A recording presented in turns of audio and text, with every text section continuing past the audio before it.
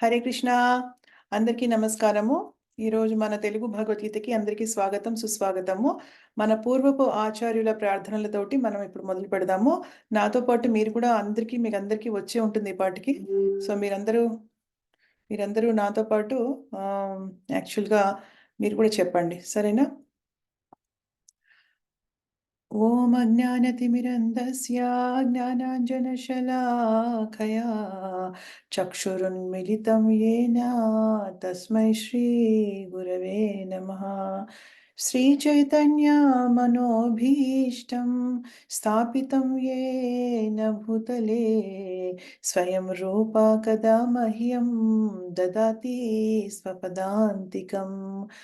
వందేహం శ్రీగురు శ్రీయుతాపదకమలం శ్రీగురూన్ వైష్ణవాంశ శ్రీరూపం సాగ్రజాతం సహగణా రఘునాథాన్వితం తం సజీవం సద్వైతం సావధూతం పరిజనాసహితం కృష్ణ చైతన్యదేవం శ్రీ రాధా కృష్ణ పాదాన్ సహగణా లలితా శ్రీ విశాఖాన్వితాంశ్చ హే కృష్ణ కరుణా సింధు దీనబంధు జగత్పతే గోపేశ గోపికా కాంత రాధాకాంత నమోస్తుతే.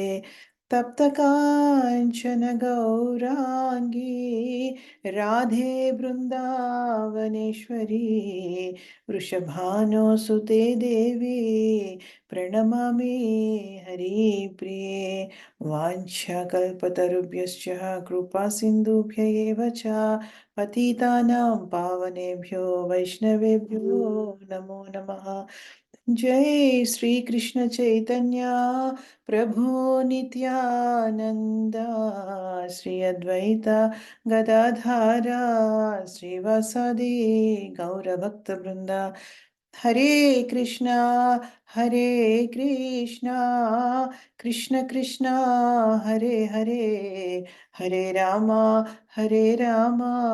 రామ రామ హరే హరే.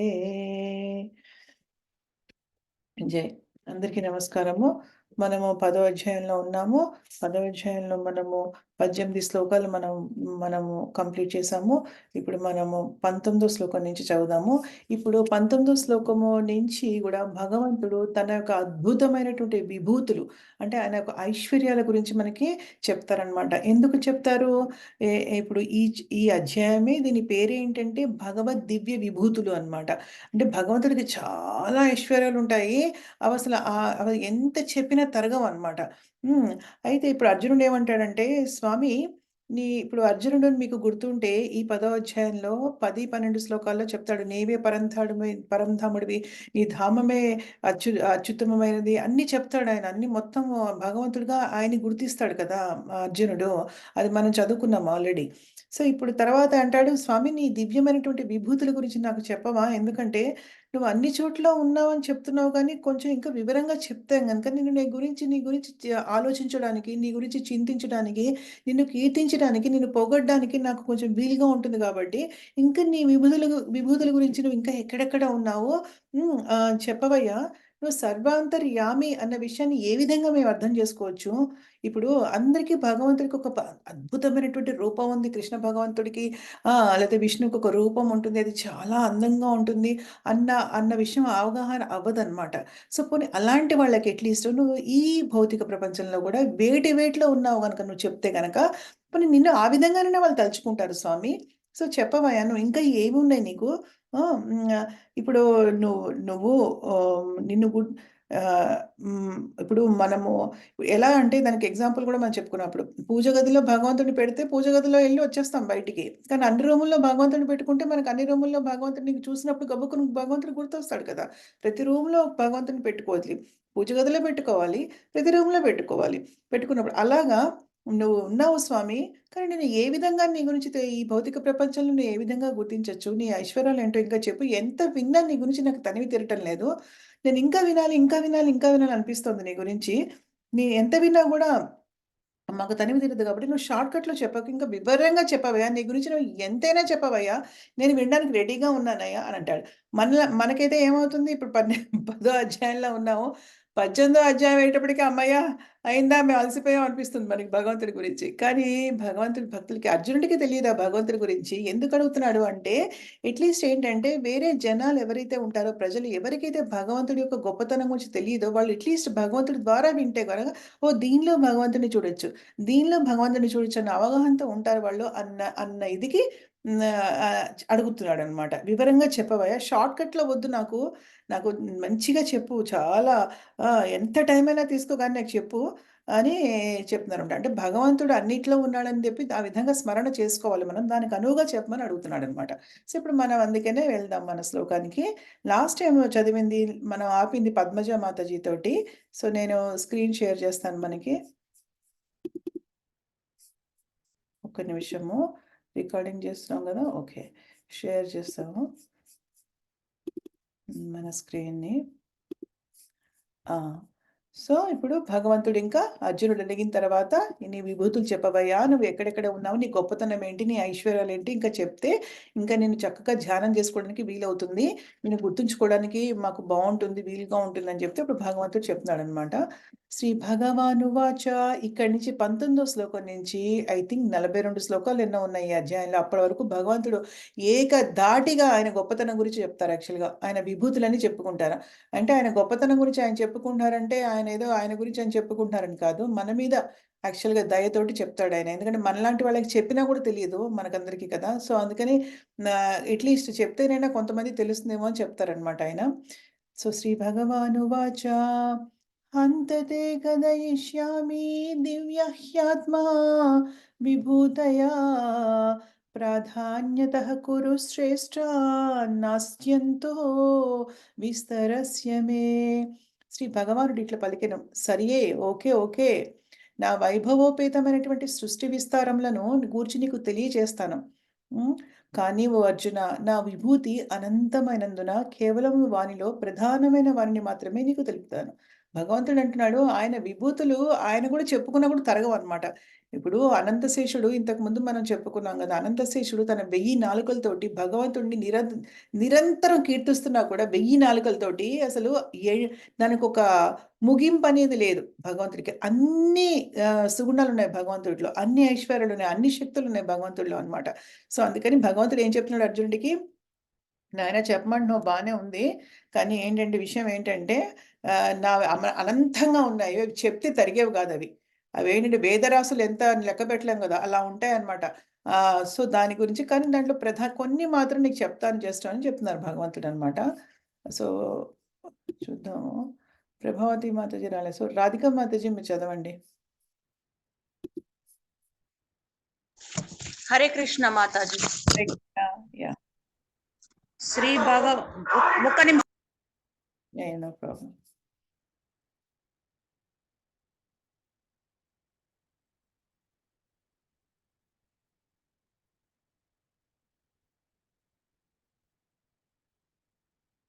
వన్ సెకండ్ మాతాజీ డిస్టర్బెన్స్. యాహ్! యాహ్! యాహ్! పర్వాలేదు మాతాజీ. వెయిట్ చేస్తాం.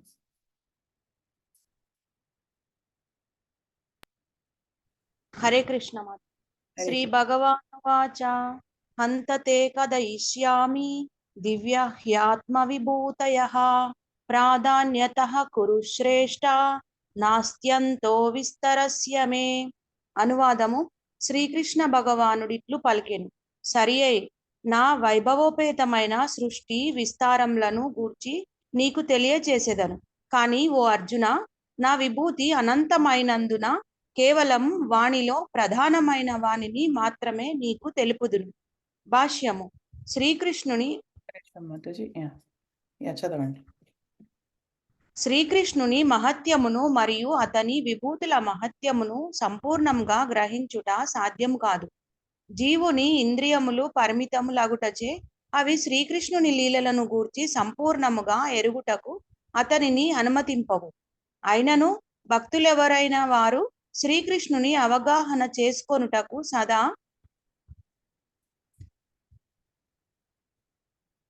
సదా యత్నించుచుందురు. అంతేకాని ఏదేని ఒక ప్రత్యేక సమయమున లేదా ప్రత్యేక జీవన స్థితిలో అతనిని పూర్తిగా అవగతము చేసుకొనియే తీరుదుననేది భావనతో కాదు. పైగా శ్రీకృష్ణునికి సంబంధించిన విషయములు అత్యంత మధురములై భక్తులకు అమృతప్రాయములుగా తోచును. కనుకనే వారు కృష్ణ కథలయందు దివ్యానందమును అనుభవింతురు. శుద్ధ భక్తులు శ్రీకృష్ణుని దివ్య విభూతులను, అతని వివిధ శక్తులను చర్చించుటయందు దివ్యానందమును అనుభవింతురు. కనుకనే వారు అతనిని గూర్చి శ్రవణమును చర్చను చేయగోర్చుందురు. తన విభూతుల యొక్క విస్తృతిని జీవులు గ్రహింపజాలరని ఎరిగియున్నందున శ్రీకృష్ణుడు తన భిన్న శక్తులలోని ప్రధాన వ్యక్తీకరణములను మాత్రమే తెలుపుటకు అంగీకరించెను. ఇక్కడ ప్రాధాన్యత అను పదము ఎంతో ముఖ్యమైనది. ఎందుకనగా దేవాది దేవుని విభూతులు అపరిమితములగుటచే వానిలో ప్రధానములైన వివరములలో కొన్నింటిని మాత్రమే మనం అర్థము చేసుకొనగలుగుదుము. వాటన్నింటినీ అవగతము చేసుకొనగలుగుట సాధ్యము కాదు. ఈ శ్లోకమునందు వాదబడిన విభూతి అను పదము ఈ సమస్త సృష్టినంతటిని నియంత్రించు అతని విభూతులను సూచించును. అమరకోశము అను నిఘంటువునందు విభూతి అను పదము అసాధారణమైన వైభవమును సూచించునని తెలుపబడినది. నిరాకారవాదులు లేక సర్వము బ్రహ్మమయమని భావించువారు శ్రీకృష్ణ భగవానుని అసాధారణ విభూతులను, అతని దివ్య శక్తులను అవగాహన చేసుకొనజాలరు. భౌతికము మరియు ఆధ్యాత్మిక జగత్తులందంతటును అతని దివ్యశక్తులు సర్వరూపములలో విస్తరించియున్నవి. కానీ ఇప్పుడు సామాన్య మానవుడు ప్రత్యక్షముగా దర్శింపగల దానిని మాత్రమే శ్రీకృష్ణుడు ఇక్కడ వర్ణించుచున్నాడు. ఈ విధముగా వైవిధ్యముతో కూడిన అతని శక్తితో కొంత భాగము మాత్రమే ఇక్కడ వర్ణించబడినది. హరే కృష్ణ మాతాజీ. థ్యాంక్ యూ సో మచ్ మాతాజీ. సో ఇక్కడ ఏం చెప్తున్నారంటే మనం ఇంతకుముందు చర్చించుకున్నట్టు ఏంటంటే ఆయన విభూతులు ఒక గొప్పతనాన్ని తెలుసుకోవడము సంపూర్ణంగా ఎవ్వరికీ కూడా మానవ మాతృలకు సాధ్యం కాదు. ఎందుకనంటే దానికి కారణం ఏం చెప్తున్నారు శ్రీల ప్రభుపాదుల వారు, మన ఇంద్రియాలు పరిమితమైనవి అనమాట. ఇంతకుముందు మనం చాలాసార్లు చర్చ చేసాం దీని గురించి. ఇంద్రియాలు ఎందుకు పరిమితమైనవి అంటే నిజంగానే ఒక కళ్ళని మనం రాత్రిపూట మూసుకుని ఉంటాం కదా. ఎందుకంటే మొత్తం 24 గంటలు కళ్ళు ఇలా తెరుచుకుని ఉండగలమా మనము? లేదు కదా. ఒక 8 గంటలు 7 గంటలు 6 గంటలు మనం నిద్రకి కేటాయించాలి కదా. కళ్ళు మూసుకుని ఉండాలి. సో మన మన ఆ విధంగా చూసుకుంటే చెవులైనా సరే మనం విపరీతంగా వినలేము. కాస్త కాస్త దానికి కూడా ఒక లిమిటేషన్ అంటూ ఉంది కదా. సో మనం ఎంతవరకు వినగలమో అంతవరకు. అంటే ఇప్పుడు చెవులకు కూడా కొంత విశ్రాంతి అవసరం. అలాగా ప్రతిదానికి అలాగే మనం తినేటప్పుడు కూడా మనం ఆహారము మొత్తం మనం అలా తింటూనే ఉండలేం కదా. మన పొట్టల్లోకి ఎంత పడితే అంతే తినగలం. సో మనకన్నీ కూడా అంతే. అలాగే ఉంటుంది. అలాగే మాట్లాడడం కూడా ఏంటంటే మనం 24 గంటలు ఎవరితోనైనా మాట్లాడగలమా? లేదు కదా. కాసేపు మాట్లాడతాం. ఒక గంట, 2 గంటలు ఎవరితోనైనా. తర్వాత కొంచెంసేపు మౌనంగా ఉండాలి. సో ఇవన్నీ కూడా మనకేంటంటే మనకి పరిమితంగా ఉన్నాయి మన ఇంద్రియాలన్నీ కూడా. అనంతంగా లేవనమాట. సో భగవంతుడి యొక్క లీలల్ని మన పరిమితమైనటువంటి ఇంద్రియాలతోటి మనం ఎలా అర్థం చేసుకోగలుగుతాము కదా. కానీ భక్తులైన వాళ్ళెప్పుడూ కూడా భగవంతుడిని అర్థం చేసుకోవడానికి ప్రయత్నిస్తారు. అలా అని కాదు సంపూర్ణంగా అర్థం చేసేసుకుందాం అని కాదు అని చెప్తున్నారు శ్రీల ప్రభు. అంత సంపూర్ణంగా ఎవరు ఎంత కష్టపడినా అర్థం చేసుకోలేరు అనమాట. దేవతలు కూడా అర్థం చేసుకోలేరు. ఇంక మానవులు ఏమి అర్థం చేసుకుంటారు? కాపోతే ఎందుకు భక్తులు మరి భగవంతుడి లీలలు వింటారు అంటే దానిలో ఉన్న మాధుర్యం అనుభవిస్తూ ఉంటారనమాట. భగవంతుడి పట్ల అనురాగంతో ఉంటారనమాట. అంటే వింటుంటే హృదయానికి, ఆత్మకి ఎంతో ఆనందం కలుగుతూ ఉంటుందనమాట. ఆనందం లేనిదే ఎవరు ఏ పని చేయలేరు కదా. సో దాంట్లో మనం చేసే పనిలో మనకు ఆనందం ఉంటేనే మనం చేయగలుగుతాం కదా. సో అలా అన్నమాట.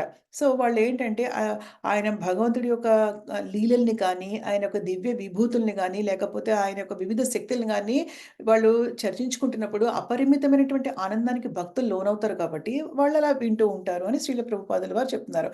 అయితే అందుకనే భగవంతుడేంటంటే మొత్తం ఈ జీవులందరూ నేను అన్ని విభూతులను చెప్తే గనక, అన్ని శక్తుల్ని గురించి వర్ణిస్తే గనక వాళ్ళకి అర్థం చేసుకునే ఇది వాళ్ళకి అంత అవగాహన ఉండదు కాబట్టి నేను కొన్ని ప్రధానమైనటువంటి మాత్రము చెప్తాను అని భగవంతుడు చెప్తున్నారని శ్రీల ప్రభుపాదుల వారు చెప్తున్నారనమాట. అయితే ఈ విభూతి అనే పదం ఏదైతే ఉందో అది నిఘంటువు అంటే ఏంటి? డిక్షనరీ అనమాట. డిక్షనరీలో విభూతి అనే పదానికి అసాధారణమైన భగవంతుడి యొక్క అసాధారణమైనటువంటి వైభవం గురించి చెప్తుందని చెప్తున్నారనమాట. సో అంత గొప్పవి భగవంతుడి యొక్క ఆ ఈశ్వరాలన్నీ కూడా చాలా అసాధారణమైనటువంటి వైభవాన్ని కలిగి ఉంటాయి. ఇప్పుడు మనకి భాగవతంలో మనకి ఇంక బ్రహ్మ సంహితలో భగవంతుడి యొక్క ధామాన్ని గురించి వర్ణించారు. అక్కడ భవంతులన్నీ కూడా ఏంటి మనకి ఇక్కడ ఎమరాల్డ్స్, జెమ్స్, డైమండ్స్ ఉంటాయి చూడండి. ఆ నగలు వాటితో చేయబడి ఉంటాయి అక్కడ. ఎంత మరి వైభోగం ఉంటుందక్కడ.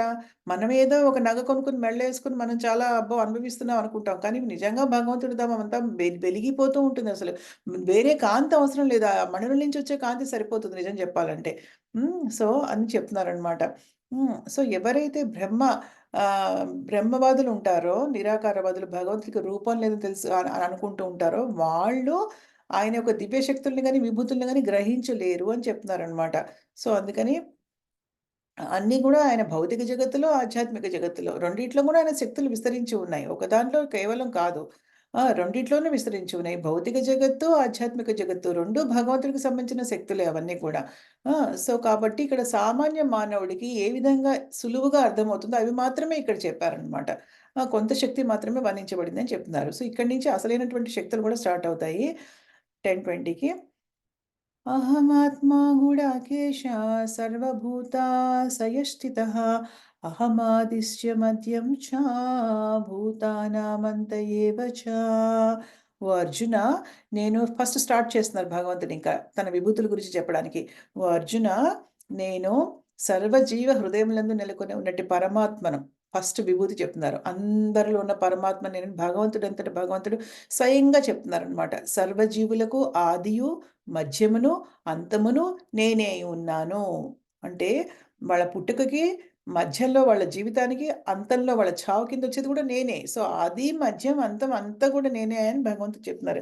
ఇక్కడి నుంచి ఏంటంటే, ఇప్పుడు భగవంతుడి యొక్క విభూతులకి చాలా విస్తారమైనవైనవి. దానికొక హద్దంటూ లేదు. ఇంతకు ముందు శ్లోకంలో మనం చదువుకున్నాం. మనం చర్చించాం కదా! దానికి లిమిట్ లేదు. అనంతమైనటువంటివి.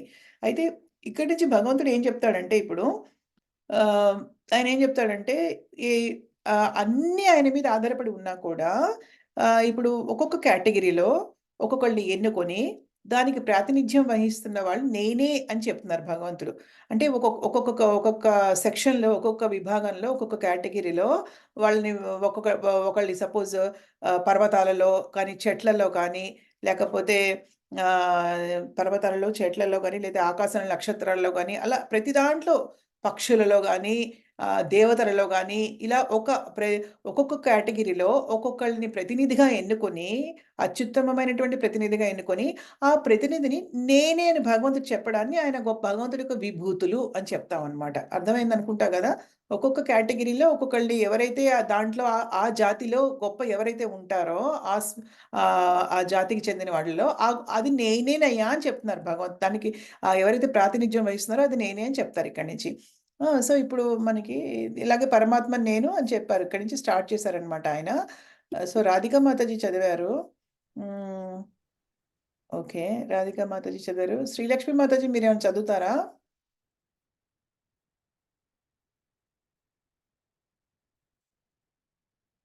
ఓకే. ధనలక్ష్మి మాతాజీ మీరు చదవండి. నేను ధనలక్ష్మి చదవాలా మాతాజీ? మీ పేరు పిలిచాను నేను. మీరు చదవండి మాతాజీ. శ్లోకం అనువాదము, భాష్యం చదవండి. సరేనా? ఓకే మాతాజీ. యాహ్! అహమాత్మా గుడకేశ సర్వభూతాశయస్థితః అహమాదిత్య మద్యం చ భూతానామంత ఏవ చ. అనువాదం. ఓ అర్జున, నేను సర్వజీవ హృదయములందు నెలకొని ఉన్నట్టి పరమాత్మను. సర్వజీవులకు అదియు మధ్యమును అంతమును నేనే అయ్యున్నాను. భాష్యము. ఈ శ్లోకము అర్జునుడు గుడాకేశుడుగా సంబోధింపబడెను.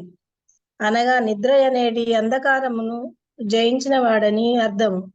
అజ్ఞానాంధకారమున నిద్రించు వారికి దేవాది దేవుడు ఎట్లు భౌతిక ఆధ్యాత్మిక జగత్తులను వివిధ రకాలుగా ప్రకటితమగునో అవగతము చేసుకొనుట సాధ్యము కాదు. కనుకనే శ్రీకృష్ణుడు అర్జునుని ఇట్లు సంబోధించుట ప్రాధాన్యతను సంతరించుకొన్నది. అర్జునుడు అట్టి అంధకారమునకు అతీతుడు అగుటచే దేవాది దేవుడు అతనికి వివిధములైన తన విభూతులను వివరించుటకు అంగీకరించెను. ఒక్క నిమిషం మాతాజీ. ఇక్కడ జస్ట్ చర్చించుకుని నెక్స్ట్ పారాగ్రాఫ్‌కి వెళ్ళిపోదాము. ఇక్కడ అర్జునుడిని గుడాకేశుడు అంటే మనం ఇంతకుముందు చాలా సార్లు భగవంతుడు అర్జునుడిని గుడాకేశుడు అని సంబోధించారు. గుడాకేశుడు అంటే నిద్రని జయించినవాడు. బేసికల్‌గా నిద్ర అంటే ఏంటంటే అజ్ఞానం. సో, అజ్ఞానం అనేది అంధకారాన్ని జయించినవాడు కాబట్టి అతనికి చెప్తున్నాడు. అతనికి అది చెప్తే అర్థమవుతుందని. కానీ ఏంటంటే అంధకారంలో ఉన్న వాళ్ళకి ఎప్పుడు కూడా భగవంతుడి యొక్క భౌతిక, ఆధ్యాత్మిక జగత్తులందు ఏ విధంగా ప్రకటమవుతాడాయన అనే శక్తులేంటన్న విషయం అర్థం చేసుకోవడానికి చాలా కష్టం అన్నమాట. సో, అది చెప్తున్నారు భగవంతుడు ఇక్కడ. సో, అర్జునుడు అట్టి అంధకారానికి అతీతుడు. కాబట్టి అతనికి చెప్తున్నానని శ్రీల ప్రభుపాదుల వారు మనకి ఎక్స్‌ప్లెయిన్ చేస్తున్నారు. యెస్ మాతాజీ. ఓకే మాతాజీ. తాను తన స్వరూపాంశ విస్తారము ద్వారా సమస్త విశ్వమునకు ఆత్మనై ఉన్నానని శ్రీకృష్ణుడు తొలుత అర్జునునకు తెలిపెను. భౌతిక సృష్టికి పూర్వము శ్రీకృష్ణ భగవానుడు తన స్వరూపాంశంచే 3 పురుషావతారములను దాల్చును. అతని నుండియే సమస్తము ఆరంభమగును. కనుకనే అతడే విశ్వపు మూల తత్వమైన మహాతత్వమునకు ఆత్మయగుచున్నాడు. అనగా భౌతిక శక్తి అంతయును సృష్టికి కారణము కాదు. వాస్తవమునకు మహావిష్ణువు మహాతత్వమనేది సంపూర్ణ భౌతిక శక్తి యందు ప్రవేశించును. అతడే ఆత్మ. మహావిష్ణువు సృష్టింపబడిన విశ్వమునందు ప్రవేశించి స్వయముగా పరమాత్మగా ప్రతి జీవి యందును ప్రకటమగును. ఆత్మ ఉనికి కారణముగా దేహము నిలిచియుండుననియు, ఆత్మ ఉనికి లేనిచే దేహము వృద్ధి నొందదనియు మనము అనుభవపూర్వకముగా ఎరిగి ఉన్నాము. అట్లే పరమాత్ముడు శ్రీకృష్ణుడు ప్రవేశించినదే భౌతిక సృష్టి కూడా వృద్ధి నొందదు. శుభలోపనిషత్తు నందు చెప్పబడినట్లు ప్రకృత్వాది సర్వభూతాంతర్యామి సర్వశేషి చరణాయన సమస్త విశ్వమునందు సర్వశేషి చ నారాయణ. సర్వశేషి చ నారాయణ సమస్త విశ్వమునందును దేవాది దేవుడు సర్వాంతర్యామిగా నెలకొని ఉన్నాడు. శ్రీమద్ భాగవతము నందు 3 పురుషావతారములు వర్ణింపబడినవి. సాత్వత తత్రము నందు కూడా విష్ణోస్తు త్రిని రూహాని పురశాఖ్యన్స్వతో విదు అనగా శ్రీకృష్ణుడు మాతాజీ ఒక్క నిమిషం. విష్ణోస్తు త్రీణి రూపాణి పురుషాఖ్యాన్యోదో విదుహు. ఓకే చెప్పండి ఇప్పుడు. అనగా శ్రీకృష్ణుడు ఈ భౌతిక సృష్టి అందు కారణోదకాశాయి విష్ణువు, గర్భోదకాశాయి విష్ణువు మరియు క్షీరోదకాశాయి విష్ణువు అను 3 రూపములందు వ్యక్తమగునవి వర్ణింపబడినది. కారణోదకాశాయి విష్ణువు లేక మహావిష్ణువు బ్రహ్మ సంహిత 5.47 నందు కారణార్ధన వాచలే భవతి. కారణార్ణవ జలే భజతి స్మ యోగా నిద్రామన. దేవాది దేవుడు సర్వకార కారణుడైన శ్రీకృష్ణుడు కారణోదక జలములందు మహావిష్ణువు రూపమున శయనించుచుండునని వర్ణింపబడినది. కనుకనే దేవాది దేవుడే విశ్వమునకు ఆదియును సృష్టులన్నింటికి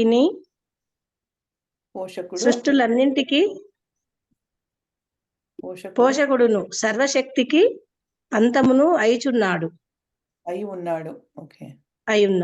Hare Krishna. Hare Krishna. Thank you. So ఇక్కడ ఏం చెప్తున్నారంటే ఇంతకుముందు మనం చాలా సార్లు చర్చించాం. అంటే ఇప్పుడు పరమాత్మగా ఇప్పుడు మనకి అనువాదంలో ఏం చెప్పారైనా కృష్ణుడు, నేను అన్నిట్లోకి పరమాత్మగా నేను వెలసి ఉన్నాను సర్వాంతర్యామిగా అని చెప్పారు కదా.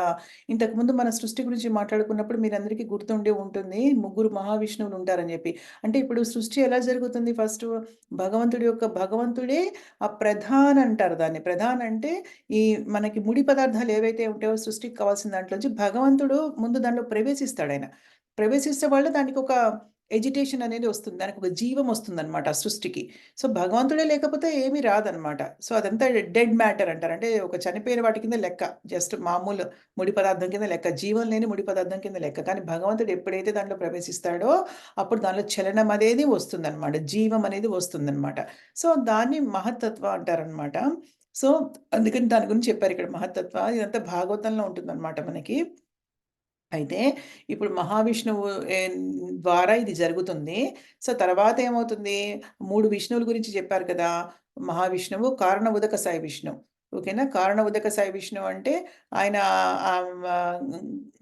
మహావిష్ణువుని కారణ ఉదక సాయి విష్ణువు అంటారు. తర్వాత గర్భ ఉదక సాయి విష్ణువు. గర్భ ఉదక సాయి గర్భ సముద్రంలో ఉంటారాయన. అక్కడి నుంచి ఆయన ప్రతి ఒక్క ఇప్పుడు మహావిష్ణువు ఒక చర్మపు రంధ్రాల నుంచి అనేక బ్రహ్మాండాలొచ్చినప్పుడు, ఆ ప్రతి బ్రహ్మాండంలోకి ఈ రెండో విష్ణువు గర్భ ఉదక సాయి విష్ణువు ప్రవేశిస్తారాయన. ఏంటి పరమాత్మగా.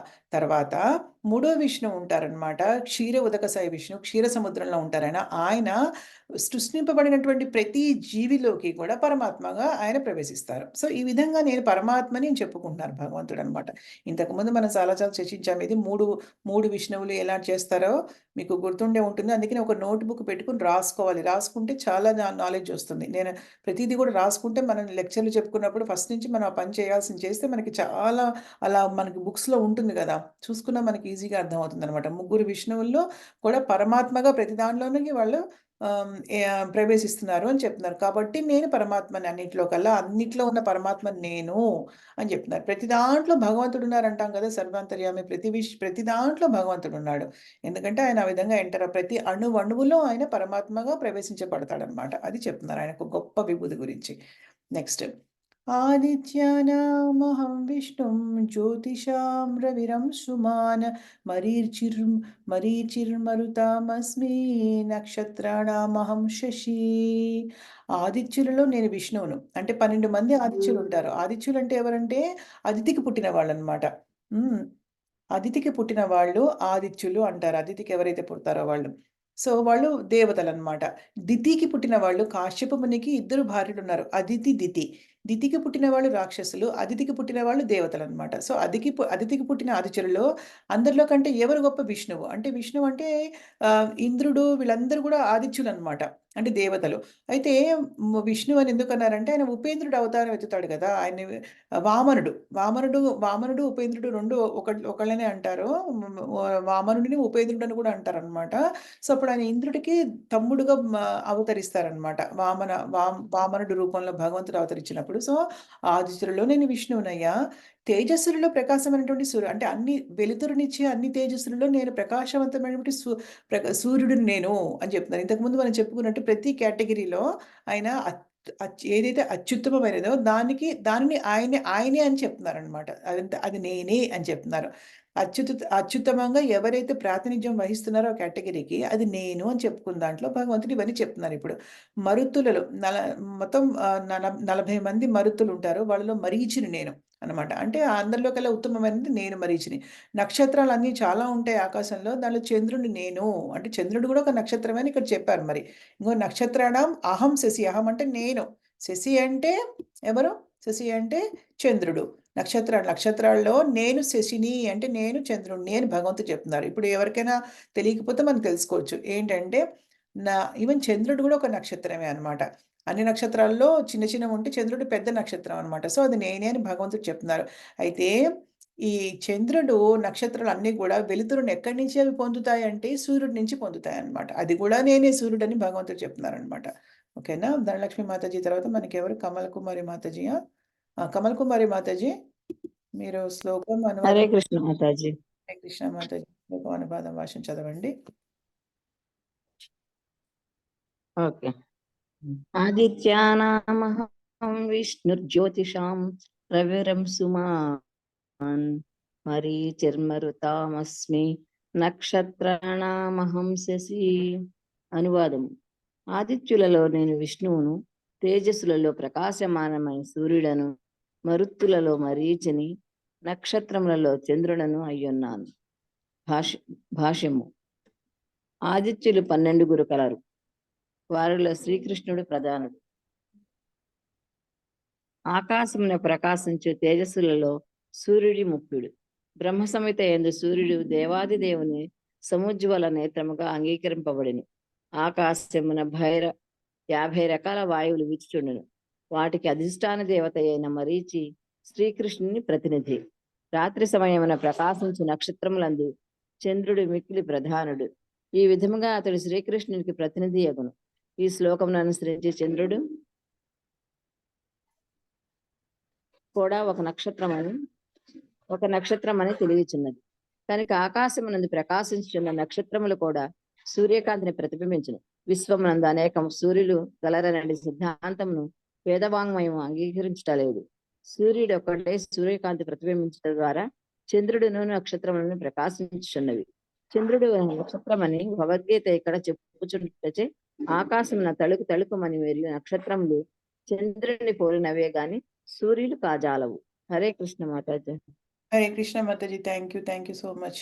సో మనం ఇలా ఏదైతే చర్చ చేసుకున్నామో అది ఇక్కడ చెప్పారు కదా, అన్నిటికీ అధిష్టానమైన ఆయన. ఇప్పుడు ఒకటి ఇక్కడ మనం ఏంటంటే ఇక్కడ ఒకటి మనం చర్చించలేదు. ఆకాశమున 50 రకాల వాయువులు వీస్తూ ఉంటాయట చూడండి. అంటే మారుట్స్ అంటారు వాటిని, మరుత్తులు అన్నమాట.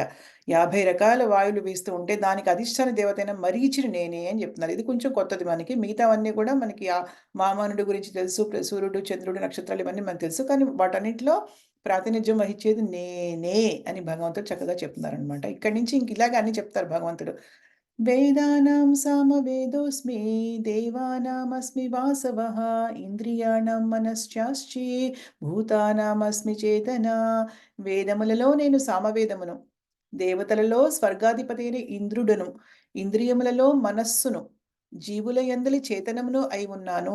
వేదాల్లో సామవేదం 4 వేదాలు ఉన్నాయి కదా. సామవేదము, ఋగ్వేదము, యజుర్వేదము, సామవేదము, అధర్వణ వేదము. సో అన్నిట్లో గల సామవేదము ఉత్తమమైనది. సో అది నేను. దేవతలలో అందరిలో స్వర్గాధిపతి అయిన ఇంద్రుడు రాజు ఆయన. సో ఆయనని నేనే. ఇంద్రియాల్లో మనస్సు చాలా ఇంపార్టెంట్. 5 పంచ ఇంద్రియాలు అంటారు, దానికి మనస్సు కూడా 6వ ఇంద్రియం అంటారనమాట నిజం చెప్పాలంటే. అయితే ఈ మనసు అనేది ఎందుకు ఇంపార్టెంట్? ఎందుకంటే మనసే కదా అన్ని చేసేది నిజం చెప్పాలంటే. మనసులో పుట్టిన ఆలోచనలు ఏది చేసినా మన ఇంద్రియాలతోటి కదా. ఇంద్రియాలు ఏముంది, ఇప్పుడు నేను కళ్ళతో ఏదైనా ఒక వస్తువుని చూసాను అనుకోండి, జస్ట్ కళ్ళ జాబ్ ఏంటి, కళ్ళ పని ఏంటి, జస్ట్ చూస్తుంది అంతే. కానీ కోరిక అనేది ఎక్కడ స్టార్ట్ అవుతుంది? మైండ్లోనే కదా నిజం చెప్పాలంటే. చెవులతో విన్నా, కళ్ళతో చూసినా, ఏది చేసినా మన మైండ్ అన్నిటికంటే అన్ని ఇంపార్టెంట్. మన మైండే కదా. మన మనసే మనకి శత్రువు, మన మనసే మనకి ఫ్రెండ్ అని కూడా అంటాం కదా. సో మనస్సు కాబట్టి ఆ మనస్సు అన్నిటికంటే గ్రేట్ కాబట్టి ఆ ఉత్తమమైనది నేను. జీవుల యందలి చైతన్యమును అంటే ఏంటి? జీవుల యందలి చైతన్యం అన్నమాట. నేనే. ఆ చైతన్యమే లేకపోతే ఇంకేమీ లేదు. భౌతిక పదార్థ సమ్మిశ్రమం నుంచి ఉత్పాదింపబడేది ఏది కూడా అన్నమాట అని చెప్తున్నారనమాట. సో ఇప్పుడు కుమారి మాతాజీ మీరు చదవండి. హరే కృష్ణ మాతాజీ. వేదానాం సామవేదోస్మి దేవానామస్మి వాసవః ఇంద్రియాణం మనశ్చాస్మి భూతానామస్మి చేతన. అనువాదం. వేదములలో నేను సామవేదమును, దేవతలలో సర్వాధిపతి అయిన ఇంద్రుడను, ఇంద్రియములలో మనస్సును, జీవుల యందలి చేతనమును అయ్యున్నాను. భాష్యం. భౌతిక పదార్థమునకు మరియు జీవాత్మకును నడుమ భేదమేమనగా భౌతిక పదార్థము జీవుని వలె చైతన్యమును కలిగి ఉండదు. కనుక ఈ చైతన్యము దివ్యమును నిత్యమును అయి ఉన్నది.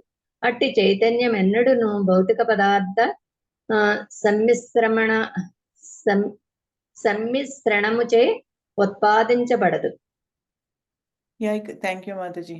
ఏం చెప్తున్నారంటే ఇక్కడ భౌతిక పదార్థముకి జీవాత్మకి భేదం ఏంటంటే, భౌతిక పదార్థముకి చైతన్యం ఉండదు. ఇంతకు ముందు కూడా మనం చెప్పుకున్నాం అది. సృష్టి గురించి చెప్పుకున్నప్పుడు భగవంతుడు ప్రవేశిస్తేనే దానికి చలనం కలుగుతుంది. సో చైతన్యం ఉండదు కాబట్టి ఈ చైతన్యం అనేది దివ్యం అన్నమాట. అది ఇప్పుడు దివ్యమైంది అనమాట అది. సో అందుకని ఆ చైతన్యం ఎప్పుడు కూడా ఆ చైతన్యం నేను అని భగవంతుడు ఇక్కడ మనకి చెప్తున్నారనమాట. ఓకేనా. రుద్రాణం శంకరశ్చాస్మి విత్తేషో యక్షరక్షసాం వసూనాం పావకశ్చాస్మి మేరుః శిఖరిణామహం. రుద్రులందరిలో నేను శివుడును. అంటే ఎందుకు అలా అంటున్నారు? 11 మంది రుద్రులు ఉన్నారు, వాళ్ళలో శివుడు నేను. ఎందుకంటే అందరికంటే గొప్ప శివుడు కాబట్టి రుద్రుల్లో. యక్ష అంటే ఎవరు? దేవతలు. రాక్షస అంటే రాక్షసులు, వాళ్ళలో ధనాధిపతి అయిన కుబేరుడను నేను. యక్షులు రాక్షసులలో అందరికంటే గొప్ప ధనవంతుడు కుబేరుడు, అతని నేనే. వసువులలో అగ్నిని, వసువులలో అగ్నిని చెప్తున్నారు. తర్వాత పర్వతములలో మేరు అయి ఉన్నాను నేను అని చెప్తారు. తర్వాత పర్వతాల్లో హిమాలయం కూడా చెప్తారు. కానీ ఇక్కడ పర్వతంలో మేరు అంటే ఎత్తును బట్టి చెప్తున్నారు ఇక్కడ. అక్కడేమో అది నాన్ మూవింగ్ అంటే అది చలనం లేని ఒక చోట ఉండేది. మేరు అప్పుడప్పుడు కదులుతుంది అంటారనమాట. అందుకని. సో, ఇక్కడ లక్ష్మీ మాతాజీ వచ్చారా?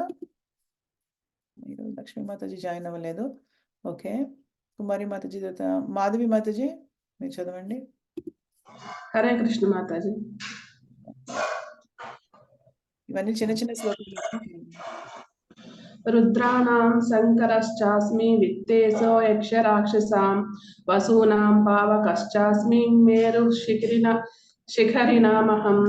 అనువాదం. రుద్రులందరిలోనూ నేను శివుడును, యక్ష రాక్షసుల్లో ధనాధిపతినైన కుబేరుడును, వసువుల్లోని అగ్నిని, పర్వతముల్లో మేరువును అయి ఉన్నాను.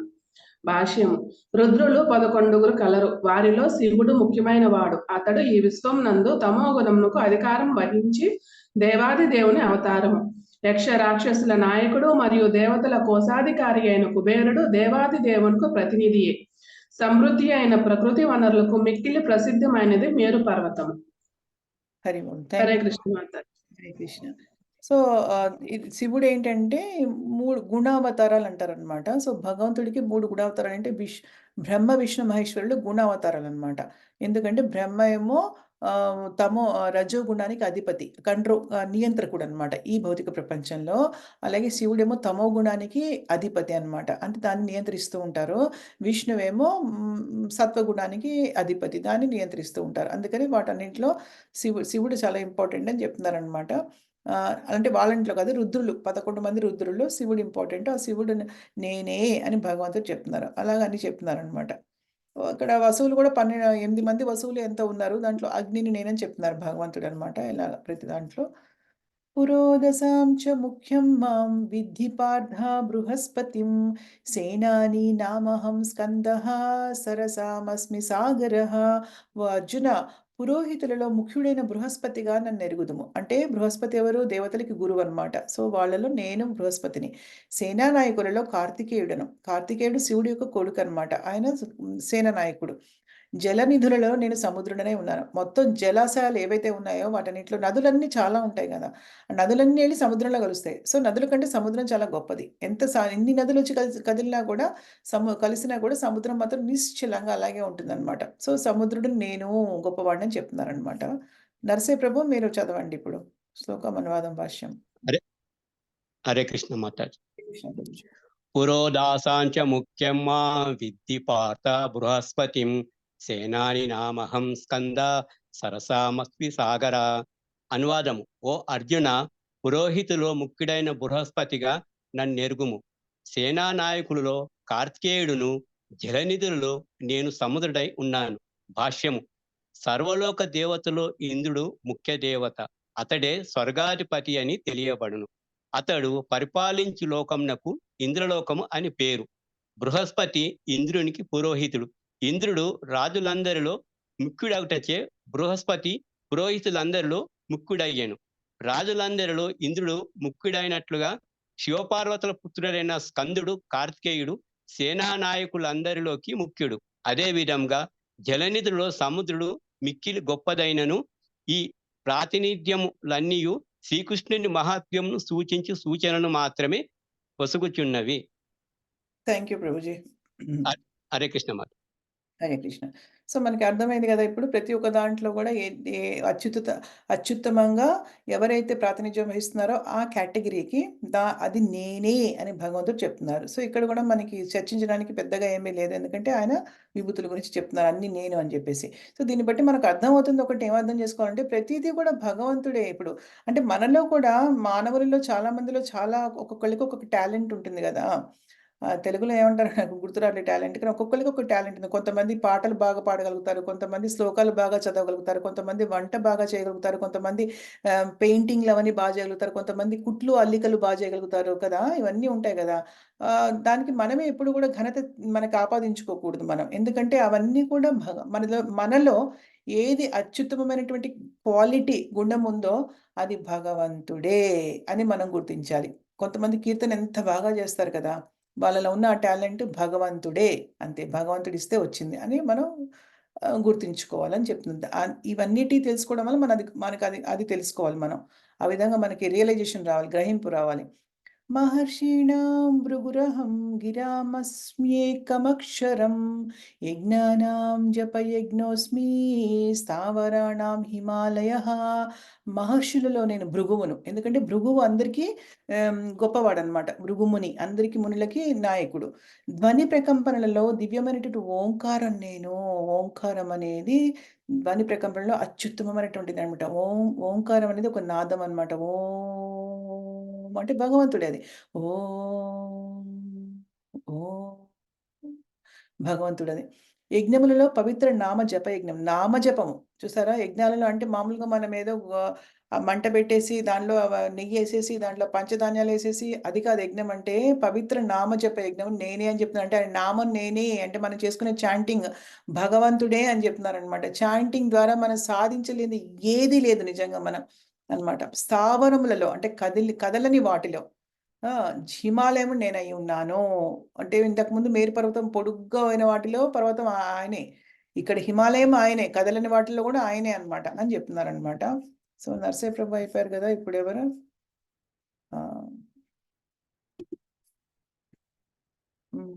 నరసింహ ప్రభు అయిపోయారు కదా. రత్నమాల రాధికా మాతాజీ మళ్ళీ వస్తాను మీ దగ్గరికి. మీరు ఆల్రెడీ చదివారు కాబట్టి రత్నమాల మాతాజీ చదవని వాళ్ళని ఫస్ట్ అయిన తర్వాత మళ్ళీ మీ దగ్గరికి వస్తాను. రత్నమాల మాతాజీ మీరు చదువుతారా? ఓకే హరే మాతాజీ. కృష్ణ. హరే కృష్ణ. సరే రాధిక మాతాజీ మీరు చదవండి మాతాజీ. శ్లోకం అనువాదం భాష్యం.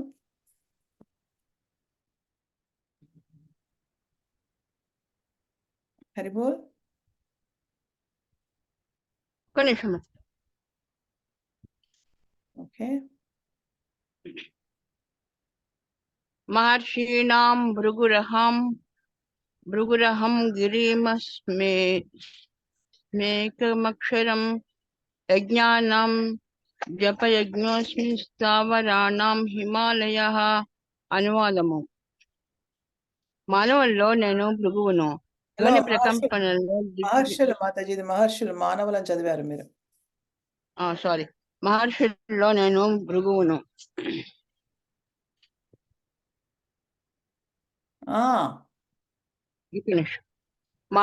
మహర్షుల్లో నేను భృగువును. ధ్వని ప్రకంపనంలో దివ్యమైన ఓంకారమును. యజ్ఞములలో పవిత్రనామ జప యజ్ఞమును. స్థావరములలో హిమాలయమును అయి ఉన్నాను. భాష్యము. విశ్వమునందలి ప్రథమ జీవి అయిన బ్రహ్మదేవుడు వివిధ జీవ జాతుల సృష్టికై పలువురు పుత్రులను సృజించను. అట్లే పుత్రులలో భృగు మహర్షి మికిలి శక్తివంతమైన ఋషి. అన్ని దివ్య ధ్వని ప్రకంపనలలో ఓంకారము శ్రీకృష్ణునికి ప్రాతినిధ్యము వహించును. యజ్ఞములన్నిటిలో హరే కృష్ణ కృష్ణ కృష్ణ హరే హరే, హరే రామ రామ రామ హరే హరే అను నామజపము సంకీర్త యజ్ఞము.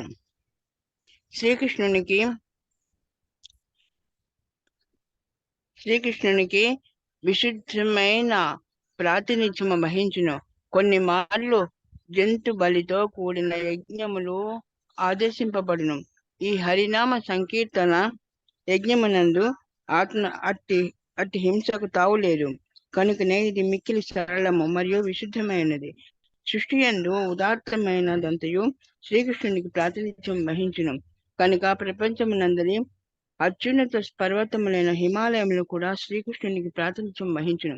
గడిచిన శ్లోకమునందు మేరు పర్వతమును గుర్తు చెప్పబడినను మేరు హిమాలయముల వలె స్థావరములు గాక కొన్ని మార్లు చలనశీలయ్యి ఉండును.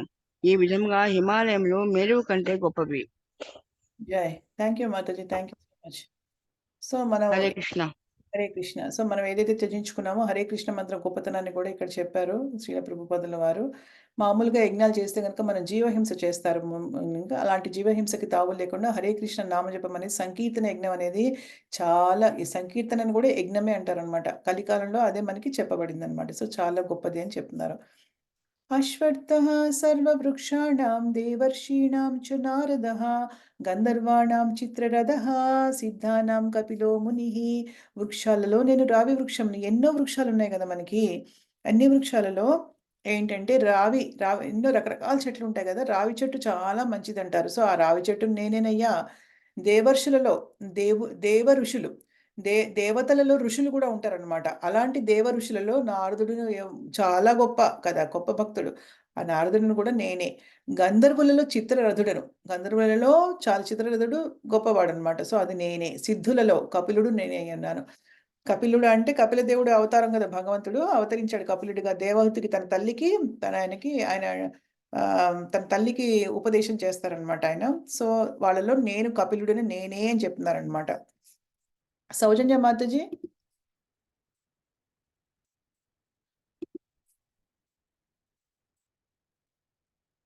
సౌజన్య మాతాజీ?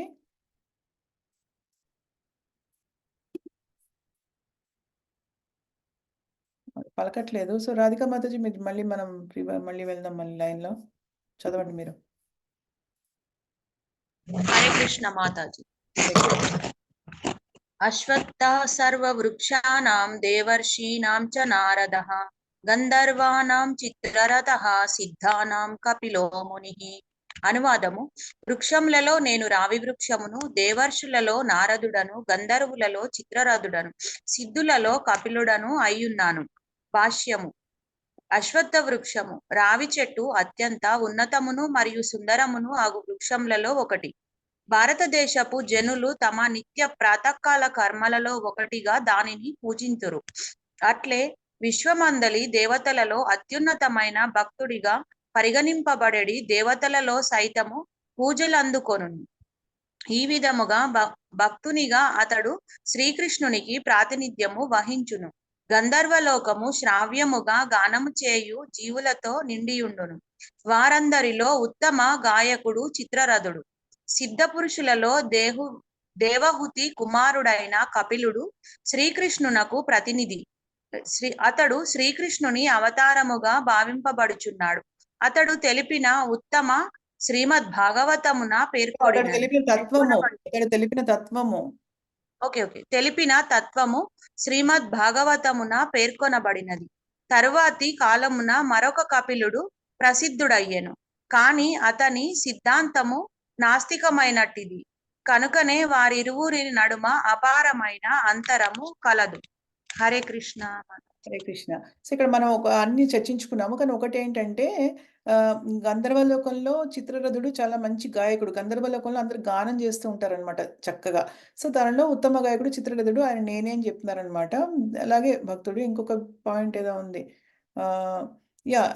లేదు, మనం అన్ని చర్చించాము దీంట్లో. కాకపోతే ఒకటేంటంటే తర్వాత ఇంకొక కపిలుడు ఉన్నాడనమాట. అతను నాస్తికుడు. అతను కపిలుడికి, ఈ భగవంతుడి అవతారమైన కపిలుడికి డిఫరెంట్‌గా ఉంటుందనమాట. ఆ కపిలుడు, ఈ కపిలుడు వేరు. ఇతను ఒకళ్ళు కాదనమాట. ఈయన భక్తుడు, భగవంతుడి అవతారము. అతను నాస్తికుడు. ఈయన కాదని చెప్తున్నారనమాట. ఉచ్ఛ్రైశ్రవ సమస్వానాం విద్ధి మామమృతోద్భవం ఐరావతం గజేంద్రాణం నరాణాం చ నరాధిపం. అశ్వములలో అమృతము కొరకై సాగర మంథనము కావించిన సమయమున ఉద్భవించినటువంటి ఉచ్ఛ్రైశ్రవముగా నన్ను ఎరుగుము. గుర్రం వచ్చిందనమాట. అశ్వములలో అమృతం కొరకు అది మనకు తెలుసు కదా! మనకి దేవతలకి రాక్షసులకి సముద్ర మథనం జరిగినప్పుడు అప్పుడు చాలా వస్తువులు వచ్చాయి దాని నుంచి. అదేంటి విషం వస్తే శివుడు దాన్ని మింగి కంఠంలో పెట్టుకున్నాడు. తర్వాత అలాగే లక్ష్మీదేవి వస్తుంది, అలాగే అమృతం వస్తుంది, అన్ని రకరకాలు వస్తాయి అన్నమాట దాని నుంచి. అప్పుడు దాంట్లో వచ్చిన ఉచ్ఛైశ్రవము అనే ఒక పేరు గలటువంటి అశ్వం వస్తుందన్నమాట. సో, అది అన్నిటికంటే ఉత్తమమైనటువంటి అశ్వం, అది నేనే అని చెప్తున్నారనమాట. గజరాజులలో నేను ఐరావతాన్ని నేను. ఐరావతం అంటే గొప్పది చాలా కదా! ఐరావతం ఐ థింక్ ఇంద్రుడి వాహనం అనుకుంటా ఐరావతము. సో, అది నేను. మరియు నరులలో రాజును నేను. నరులందరిలో ఏంటి రాజు అంటే మరి అంతే కదా! మన జనాలందరిలో రాజు ఎవరైతే ఉంటారో ఆయన అత్యుత్తముడు కాబట్టి అది నేనే అని చెప్తున్నారనమాట. సో, ఇప్పుడు రాధికా మాతాజీ అయిపోయిన తర్వాత సౌజన్య మాతాజీ మీరొచ్చారా? ఇందాక పిలిచాను మీ పేరు. జాయిన్ అయ్యారు గానీ ఏదో పనిలో ఉన్నట్టున్నారు. ఓకే. ఇప్పుడు మనకి నెక్స్ట్ ధనలక్ష్మి మాతాజీ మీరు మళ్ళీ చదవండి.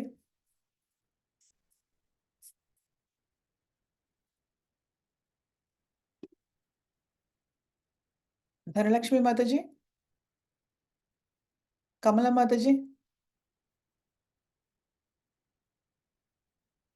ఏంటి ఎవరు పలకట్లేదు? అందరూ ఆన్ చేసుకుని ఏవో పనులు చేసుకుంటున్నారేంటి? కమలా మాతాజీ? ఓకే. కుమారి మాతాజీ మీరు చదవండి. యాహ్! హరే కృష్ణ. హరే కృష్ణ. ఉచ్చైః స్రవ సమస్వానాం విద్ధి మామృతో ధ్రువం ఐరావతం గజేంద్రాణం నరాణాం చ నరాధిపం. అనువాదం. అశ్వములలో అమృతము కొరకై సాగరమతనము కావించిన సమయమున ఉద్భవించిన ఉచ్చైస్రవముగా నన్నెరుగుము. గజరాజులలో నేను ఐరావతమును మరియు నరులలో రాజును అయ్యున్నాను. భాష్యం. భక్తులకు దేవతలు మరియు రాక్షసులను ఒకమారు సముద్ర మదనం నందు పాల్గొనిరి. ఆ మదనం వలన అమృతము మరియు విషము రెండును ఉద్భవించినవి. అట్లు ఉద్భవించిన విషమును పరమశివుడు త్రాగెను. అమృతము నుండి ఉద్భవించిన అనేకమైన వాటిలలో ఉచ్చైస్రవ నామము గల అశ్వమొకటి అమృతము నుండి ఉద్భవించిన మరొక జంతువు. ఐరావతమును పేరు గల గజము ఈ ఋతువులను అమృతం నుండి ఉద్భవించినందున అవి ప్రత్యేక ప్రాముఖ్యతను సంతరించుకున్నవి. అవి శ్రీకృష్ణునకు ప్రాతినిధ్యము వహించుచున్నవి. నరులలో రాజు శ్రీకృష్ణునకు ప్రతినిధి. మాతాజీ ఒక నిమిషం మాతాజీ, బ్రేక్ అవుతుంది మీ వాయిస్. మాతాజీ బ్రేక్ అవుతుంది మీ వాయిస్. బ్రేక్. సిగ్నల్ సరిగ్గా లేదన్నమాట. ఇప్పుడు మాతాజీ ఇప్పుడు బాగానే ఇప్పుడు ఉంది. వస్తుంది. ఇప్పుడు చదవండి. నరులలో రాజు శ్రీకృష్ణునికి ప్రతినిధి. ఎందుకనగా శ్రీకృష్ణుడు విశ్వపోషకుడు. రాజులు దైవగుణములను కలిగి ఉన్నందున రాజులుగా నియమింపబడిరి. తమ రాజ్యములను పరిపాలించు వారై ఉన్నారు. యుధిష్ఠిర మహారాజు, పరీక్షన్ మహారాజు, శ్రీరామచంద్ర ప్రభువు అంటే ధర్మాత్ములైన రాజులు ఎల్లప్పుడూ తమ ప్రజల సంక్షేమమును గూర్చియే యోచించిరి. వైదిక గ్రంథములందు రాజు భగవానుని ప్రతినిధిగా పరిగణింపబడిన. కానీ నేటి యుగమున ధర్మ సిద్ధాంతములకు కలిగిన నష్టము కారణముగా రాజవంశములు క్షీణించి క్రమముగా రద్దు చేయబడినవి. అయినను పూర్వకాలమున ధర్మాత్ములైన రాజుల సంరక్షణలో జనులు సుఖముగా జీవించరని మనము అవగాహన చేసుకొనవలెను. హరే కృష్ణ. హరే కృష్ణ. హరే కృష్ణ. మ్యూట్ చేసుకోండి, సౌండ్ వస్తుంది బాగా. యా. సో ఇక్కడ మనం ఆల్రెడీ చర్చించుకున్నట్టుగా ఇక్కడ మనకి అమృతము వచ్చినప్పుడు అమృతం విషయం రెండు వచ్చే సముద్రం మదనం జరిగినప్పుడు, సో ఈ రెండు కూడా ఉచ్చేశ్రవ అనే అశ్వము, తర్వాత ఇంకొకటి ఐరావతము అంటే ఏనుగు, ఈ రెండు కూడా అమృతం నుంచి వచ్చాయి కాబట్టి ఈ రెండుకి చాలా కీర్తి ప్రతిష్టలు ఉన్నాయన్నమాట. సో అవన్నీ కూడా నేనే అని భగవంతుడు చెప్తున్నారనమాట. అదొక పాయింట్ ఇక్కడ. నెక్స్ట్ ఏంటంటే రాజులలో నేను అందరిలోకి నేను రాజు, నేను ఎందుకన్నా నరులలో నేనంటే నరులలో నేను రాజుని అని ఎందుకన్నారంటే ఆయన చాలా మంది అప్పుడు రాజులందరూ కూడా చాలా ధర్మ పరిపాలన చేసేవాళ్ళు అనమాట. వాళ్ళందరికీ కూడా భగవంతుడి యొక్క లక్షణాలు ఉండేవన్నీ కూడా. చాలా రాజర్షులు అంటారు వాళ్ళని, రాజులు ఋషులు కూడా అట్ ద సేమ్ టైం వాళ్ళు. అందుకే ఉదాహరణలు ఏమి ఇచ్చారంటే యుధిష్ఠిర మహారాజు, పరీక్షిత్ మహారాజు, శ్రీరామచంద్రుడు అందరూ కూడా వాళ్ళు రాజులుగా రాజ్యాన్ని పరిపాలించారు కదా, కానీ చాలా ధర్మపూరితంగా పరిపాలించారనమాట. సో అందుకని వాళ్ళందరినీ నేనే అని భగవంతుడు చెప్తున్నారనమాట. ఓకే. మాధవి మాతాజీ మీరు చదువుతారా?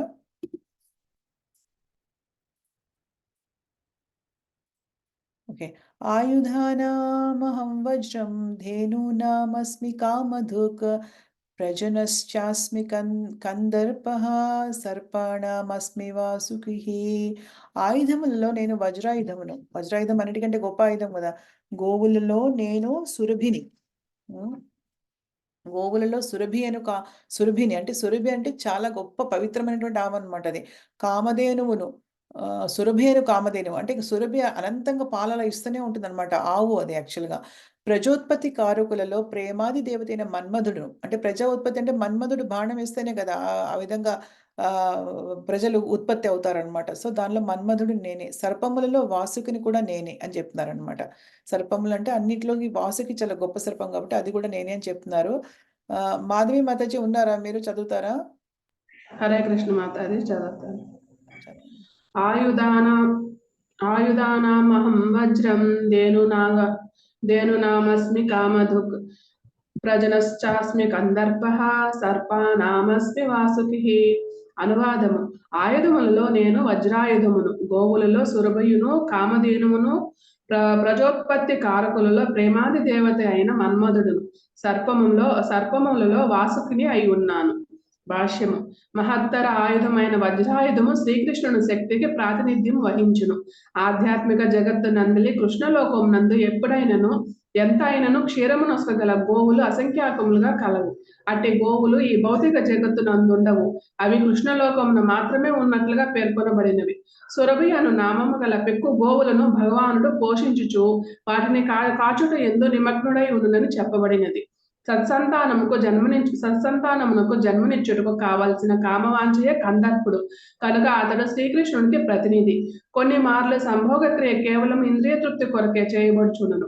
అది ఎన్నడను శ్రీకృష్ణుని ప్రాతినిధ్యం వహింపదు. కేవలము సత్సంతాన ప్రాప్తికే కావలసిన కామవాంఛ కందర్పునిగా పిలువబడి శ్రీకృష్ణునికి ప్రాతినిధ్యం వహించును. థ్యాంక్ యూ సో మచ్ మాతాజీ. హరే కృష్ణ మాతాజీ. హరే కృష్ణ. సో అన్నిట్లో ఉత్తమమైనది నేనే అని భగవంతుడు చెప్తున్నాడు. ఆల్రెడీ మనం చర్చించాము. నెక్స్ట్ శ్లోకానికి వెళ్దాము. అనంతశ్చాస్మి నాగానాం వరుణో యాదసామహం పితృణామర్యమా చాస్మి యమః సంయమతామహం. పెక్కు పడగలగల నాగములలో నేను అనంతుడను. ఎందుకంటే అనంతుడికి 1000 పడగలు ఉంటాయి కదా, ఆయన కంటే ఎక్కువ పడగలు ఎవరికి లేవు. జలవాసులలో వరుణదేవుడను, పితృదేవతల్లో ఆర్యముడను. పితృదేవతలు అంటే ఇంతకు ముందు గుర్తుందా, యమరాజు విదురుడిగా పుట్టినప్పుడు ఎవరు పరిపాలించారు యమపురిని అంటే అప్పుడు ఆర్యముడు, ఈ పితృదేవతల యొక్క చీఫ్ అంటారు, నాయకుడు ఆర్యముడు, ఆయన పరిపాలించాడు. అది కూడా నేనే అని భగవంతుడు చెప్తున్నారు.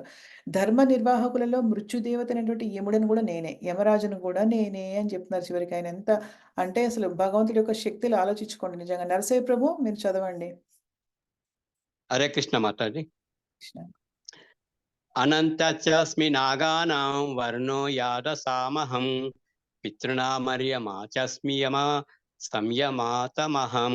అనువాదము: పెక్కు పడగలు గల నాగములలో నేను అనంతుడను, జలవాసులలో వర్ణదేవుడను, పితృదేవలలో ఆర్యుడను, ధర్మ నిర్వాహకులలో మృత్యుదేవత అయిన యముడను అయ్యున్నాను.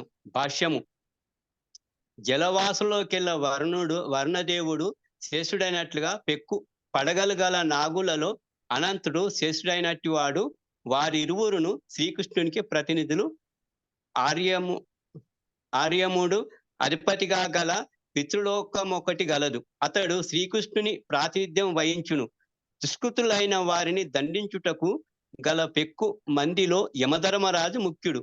అతని లోకము భూలోకమునకు సమీపమున అనగా క్రింద కలదు. అతడు ఆ లోకమునందే నివసించును. మరణానంతరము పాపాత్ములు అక్కడకు తీసుకొని పోవబడుదురు. యముడు వారికి వివిధ రకములైన శిక్షలను విధించుచుండును. హరే కృష్ణ మాట్లాడు. హరే కృష్ణ ప్రభు. థ్యాంక్ యూ ప్రభు. సో దీంట్లో కూడా ఏంటంటే మనకి మళ్ళీ మనం చర్చించుకునేది అన్ని పాముల్లో కదా నేను అనంతుడును, జలవాసులలో నేను ఇంతకుముందు ఏం చెప్పారు ఆయన, అన్ని జలాశయాల్లో నేను సముద్రం నేను. ఇప్పుడు జలవాసులలో వరుణదేవుడు నేను, పితృదేవతలలో ఆర్యముడు ఇంతకు మనం చర్చించాము. యమధర్మరాజు కూడా నేనే, ఎవరైతే మృత్యువుకు కారణమవుతారో ఆ యముడు కూడా నేనే అని భగవంతుడు చెప్తున్నారనమాట. ప్రహ్లాదాశ్చాస్మి దైత్యానాం, అంటే దైత్యానం అంటే రాక్షసులు, వాళ్ళలో ప్రహ్లాదుడు నేను. ఎందుకంటే ప్రహ్లాదుడు రాక్షస దానిలోనే పుట్టారు కదా. కాలయ కలయతామహం మృగాణాం చ మృగేంద్రోన్ హం వైనతేయశ్చ పక్షిణాం. అంటే నేనే ప్రహ్లాదుడిని. ఆ తర్వాత అణచువారిలో కాలమును, అంటే అణచువారిలో అంటే కాలము అన్నిటినీ కూడా కొంచెం అణచగలిగే శక్తి కాలానికే ఉంటుంది, అంతే కదా. కాలం అలా వస్తే అన్ని వెళ్ళిపోతూ ఉంటాయి అంతే ఇంకా. సో అలా కాలము. మృగాలలో నేను మృగేంద్రుణ్ణి, అంటే నేను సింహాన్ని. అలాగే వైనతేయశ్చ పక్షులందరిలో నేను గరుక్మంతుడు, అంటే గొప్ప పక్షి ఎవరు, గరుక్మంతుడు. ఎందుకంటే అది భగవంతుడి వాహనం కదా, అది కూడా నేనే అని చెప్తున్నారనమాట. ఎవరు లేరు. రత్నమాల మాతాజీ మీరు చదువుతారా?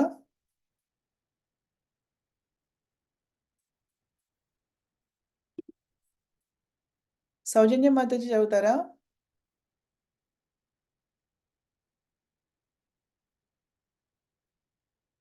ఓకే. ధనలక్ష్మి మాతాజీ మీరు అలాగే చదివారు. మీరు మళ్ళీ చదవండి మీరు. రాధికా మాతాజీ నుంచి వద్దాము. చదువుతా మాతాజీ. చదువుతారా మీరు సౌజన్య? చదవండి అయితే. ఇగో మాతాజీ. మీరు శ్లోకం అనువాదం భాష్యం చదవండి.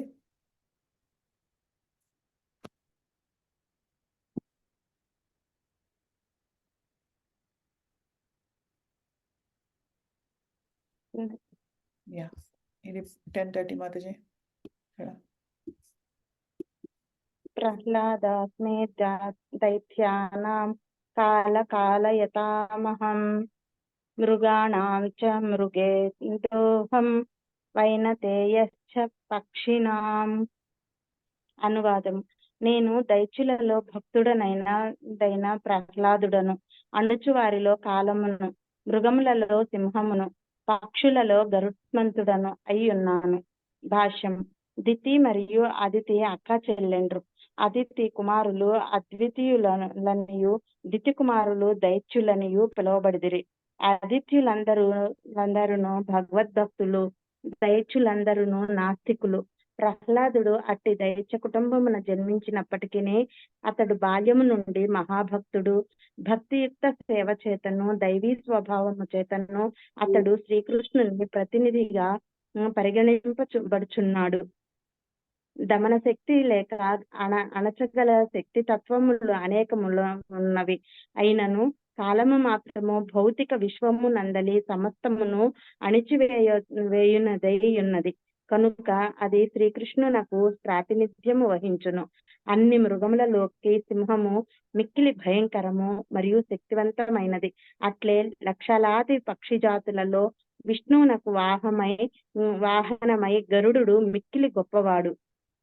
Thank you Mataji, thank you so much.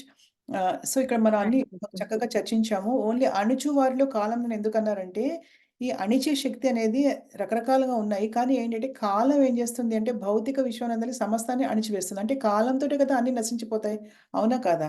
చివరికి మనం కూడా, మన శరీరం కూడా నశించిపోతుంది కదా, కాలంతో పాటే కదా. అన్ని కూడా వస్తువులన్నీ కూడా నశించిపోతాయి. తర్వాత మన శరీరం కూడా నశించిపోతుంది. కాలమే ఏదైనా కూడా మార్పు తీసుకురాగలుగుతుంది. మన శరీరంలో మార్పులు వస్తున్నాయంటే కాలానికి పరంగా వస్తూ ఉంటాయి కదా. సో అందుకని వాటన్నిటిలో కూడా భగవంతుడు నేనే అని చెప్తున్నారనమాట. పవనః పవతామస్మి రామః శస్త్రభృతామహం జుషాణాం మకరశ్చాస్మి స్రోతసామస్మి జాహ్నవీ. పవిత్రమునచువన్లో నేను వాయువును. అంటే వాయువు వీస్తే గనక, ఇప్పుడు ఏదైనా దుర్గంధం ఉందనుకోండి, ఆ వాయువు వీస్తే అది దుర్గంధం కొంతకాలానికి కొంత టైంకి పోతుంది కదా అలాగా. సో వాయువుని పవిత్రం చేసే వాటిలో ప్యూరిఫైయర్ అనమాట. శస్త్రధారులలో శ్రీరాముడని, అంటే శస్త్రాలు ఇలా పట్టుకుని యారో అండ్ బో అంటారు కదా, అంటే బాణముల దాన్ని శస్త్రధారులలో శ్రీరాముడిని, పరశురాముడు కూడా అనుకోవచ్చు మనము. జలచరములలో మకరం అంటే యాక్చువల్గా మొసలి ఆకారంలో ఉంటుంది, కానీ యాక్చువల్గా మొసలి కాదు. ఒకప్పుడు ట్రెడిషనల్గా మనకి జలచరాల్లో మకరం అంటే కొంచెము పురాణాల్లో వాటిలో ఉంటుందన్నమాట. అది మకరం టైప్లోనే ఉంటుంది కానీ మకరం కాదు, కానీ అది గొప్పదన్నమాట. సో అది కూడా నేనే. ప్రవహించే నదులలో గంగా నది, అన్నిటికంటే ఉత్తమమైనది గంగా నది కదా, చాలా పవిత్రం గంగా నది అంటారు కదా. సో అది నేనే అని భగవంతుడు చెప్తున్నారనమాట. సో నెక్స్ట్ మనకి ఇప్పుడు చదివింది సౌజన్య మాతాజీ కదా. ఓకే, ధనలక్ష్మి మాతాజీ మీరు చదువుతారా?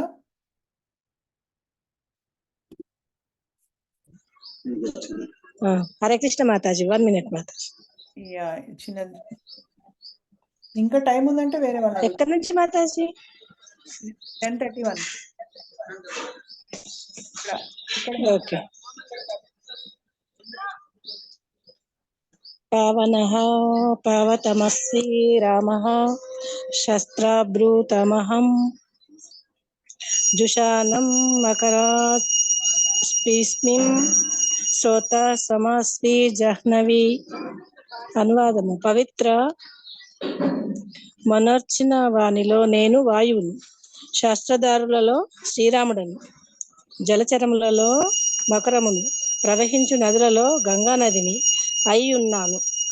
మకరము జలమునందు వసిందు జంతువులన్నింటిలోకి అతి పెద్దది. అది నిక్కముగా మానవునకు ప్రమాదకరమైనట్టిది. అట్టి మకరము శ్రీకృష్ణునకు ప్రతినిత్యము వహించును. రైట్ మాతాజీ. Yeah. మకరం అంటే జంతువులన్నింటిలోకి అతి పెద్దదిట అది. అది మానవుడికి మాత్రమే. మాతాజీ మ్యూట్ చేసుకోరా, చాలా సౌండ్ వస్తుంది మీ దగ్గర నుంచి.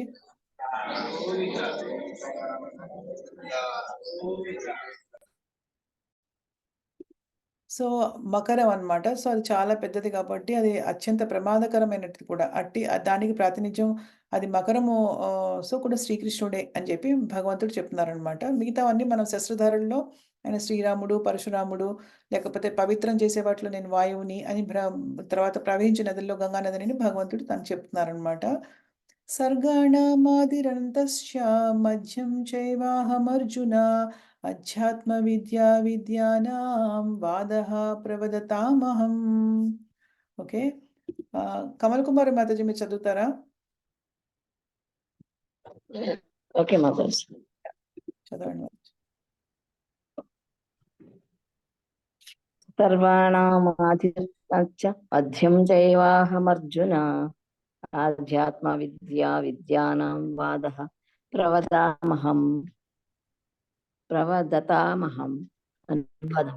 ఓ అర్జున, సమస్త సృష్టికి ఆది, అంతము, మధ్యము కూడా నేనే. అదే విధముగా నేను శాస్త్రములలో ఆత్మకు సంబంధించిన ఆధ్యాత్మిక విజ్ఞాన శాస్త్రమును తర్కములలో నేను తత్వ నిర్ణయమును అయి ఉన్నాను. భాష్యము. భౌతిక తత్వముల సృష్టి అన్నది సమస్త సృష్టిల్లో ఆది అయినది. ఇది వరకే వివరింపబడినట్టు జగత్తంతయు విష్ణువు చేతను, క్షీరోదక సాయి విష్ణువు చేతను సృష్టింపబడి పోషింపబడి పితప శివుని చే మందింపబడిను. బ్రహ్మదేవుడు వాస్తవమునకు పరతంత్రుడైన సృష్టికర్త. విశ్వపు ఈ సృష్టి స్థితి లయ కారకులందరూ దేవాది దేవుని భౌతిక గుణావతారములు కనుకనే సృష్టికంతటికి భగవానుడే ఆదియును, మాధ్యమును, అంత్యమును అయ్యున్నాడు. ఉన్నత విజ్ఞానము కొరకు 4 వేదములు, షడంగములు, వేదాంత సూత్రములు, న్యాయశాస్త్రములు, ధర్మశాస్త్రములు, పురాణములు వంటి అనేక గ్రంథములు కలవు. మొత్తం మీద ఉన్నత విజ్ఞానము కొరకు గ్రంథములలో 14 విభాగములు కలవు. వీటిలో ఆధ్యాత్మిక విద్యను అందించినట్టి గ్రంథము ముఖ్యముగా వేదాంత సూత్రము శ్రీకృష్ణునికి ప్రాతినిధ్యం వహించును. తార్కికుల నడుమ పలు రకములైన వాదములు జరుగుచుండును. తన పక్షమున నిదర్శనముతో సమర్థించుటయే కాకుండా ప్రతివాది పక్షమును తర్కముతో ఓడింప యత్నించుట జల్పవాదం అనబడును. సమర్థించకపోవుట జల్పవాదం అనబడును. ప్రతిపక్షమును ఓడించుటయే ప్రధానంగా భావించి చేయునది వితండవాదం అని పిలువబడును. కానీ వాస్తవ తత్వ నిర్ణయమును ప్రతిపాదించినది నిజమైన వాదము. అట్టి పరమార్థమును అనగా సత్యమును ప్రదర్శించు ఈ వాదము శ్రీకృష్ణునికి ప్రాతినిధ్యం వహించును. హరే కృష్ణ మాతాజీ. హరే కృష్ణ మాతాజీ, థ్యాంక్ యూ. సో సృష్టికి ఆది, అంతం, మధ్యము. ఎందుకంటే ఆయనే సృష్టిస్తాడు, ఆయనే పరిపాలిస్తాడు, ఆయనే అంతం చేస్తాడు కాబట్టి ఆయనే. అదేవిధంగా శాస్త్రములలో ఆత్మకు సంబంధించిన ఆధ్యాత్మిక విజ్ఞాన శాస్త్రం నేనే. అంటే జడ విద్య కాదు. మామూలుగా భౌతిక విద్యను ఏమంటారంటే మనం భౌతిక ప్రపంచంలో చదువుకునే విద్యల్ని జడ విద్య అంటారు. ఎందుకు పనికిరాని విద్య అనమాట. కానీ ఆధ్యాత్మిక విద్య మాత్రము, విజ్ఞాన శాస్త్రం మాత్రం నేను అని భగవంతుడు చెప్తున్నారు. తర్కాలలో నేను ఇప్పుడు ఇంతకుముందు మనం చెప్పుకున్నట్టు సృష్టి స్థితి, ఎందుకంటే కారణ ఉదక సాయి విష్ణు, 3 విష్ణువుల గురించి చెప్పుకున్నాం చాలాసార్లు. కారణ ఉదక సాయి విష్ణు, గర్భ ఉదక సాయి విష్ణు, తర్వాత క్షీర ఉదక సాయి విష్ణు. ఈ విష్ణువులందరూ కూడా సృష్టి చేసి ఎలా అయితే వస్తుంది, బ్రహ్మాండాలు ఎలా వస్తాయి, అని పరమాత్మగా ఎలా ప్రవేశిస్తాడు, తర్వాత గుణావతారాలు, భగవంతుడి గుణావతారాలు అయినటువంటి బ్రహ్మ విష్ణు మహేశ్వరులు ఎలా పరిపాలిస్తారు, ఎలా తర్వాత అంతమొందిస్తారు ప్రళయం వచ్చినప్పుడు, ఇవన్నీ కూడా మనకి తెలుసు కదా. సో ఇవన్నిటికీ కూడా భగవంతుడే మూల కారణం అన్నమాట. అలాగే ఉన్నత విద్య కొరకు ఎన్నో వేదాలు, షడంగాలు, వేదాంత సూత్రాలు, న్యాయ సూత్రాలు, ధర్మశాస్త్రాలు, పురాణాలు ఉన్నాయి. కానీ మొత్తం మీద ఉన్నత విజ్ఞానం కొరకు మొత్తం 14 విభాగాలు ఉన్నాయట. కానీ వీటిలో ఆధ్యాత్మిక విద్యను అందించినట్టు గ్రంథం ముఖ్యంగా వేదాంత సూత్రం అనే చాలా గొప్పది అన్నిటికంటే. వీటన్నిటికంటే గొప్పది వేదాంత సూత్రం. అది శ్రీకృష్ణుడు అని చెప్తున్నారు భగవంతుడు, నేనే అని చెప్తున్నారు. అలాగే ఇప్పుడు ఒక వాదన చేసుకుంటే ఎవరైనా కూడా దానిలో అత్యుత్తమమైనటువంటి ఫలితం ఏదైనా వస్తే అది నేను అంటున్నారు ఆయన. అంటే ఏంటి, ఇక్కడ తర్కములలో వాదనల్లో నేను తత్వ నిర్ణయమును అయి ఉన్నాను. అంటే ఫైనల్గా తీసుకునే అవుట్కమ్ ఏమొస్తుంది, రిజల్ట్, మంచి రిజల్ట్ అనమాట. అది నేను అని చెప్తున్నారు. ఎందుకంటే పలు రకాల వాదనలు జరుగుతూ ఉంటాయి అన్నమాట.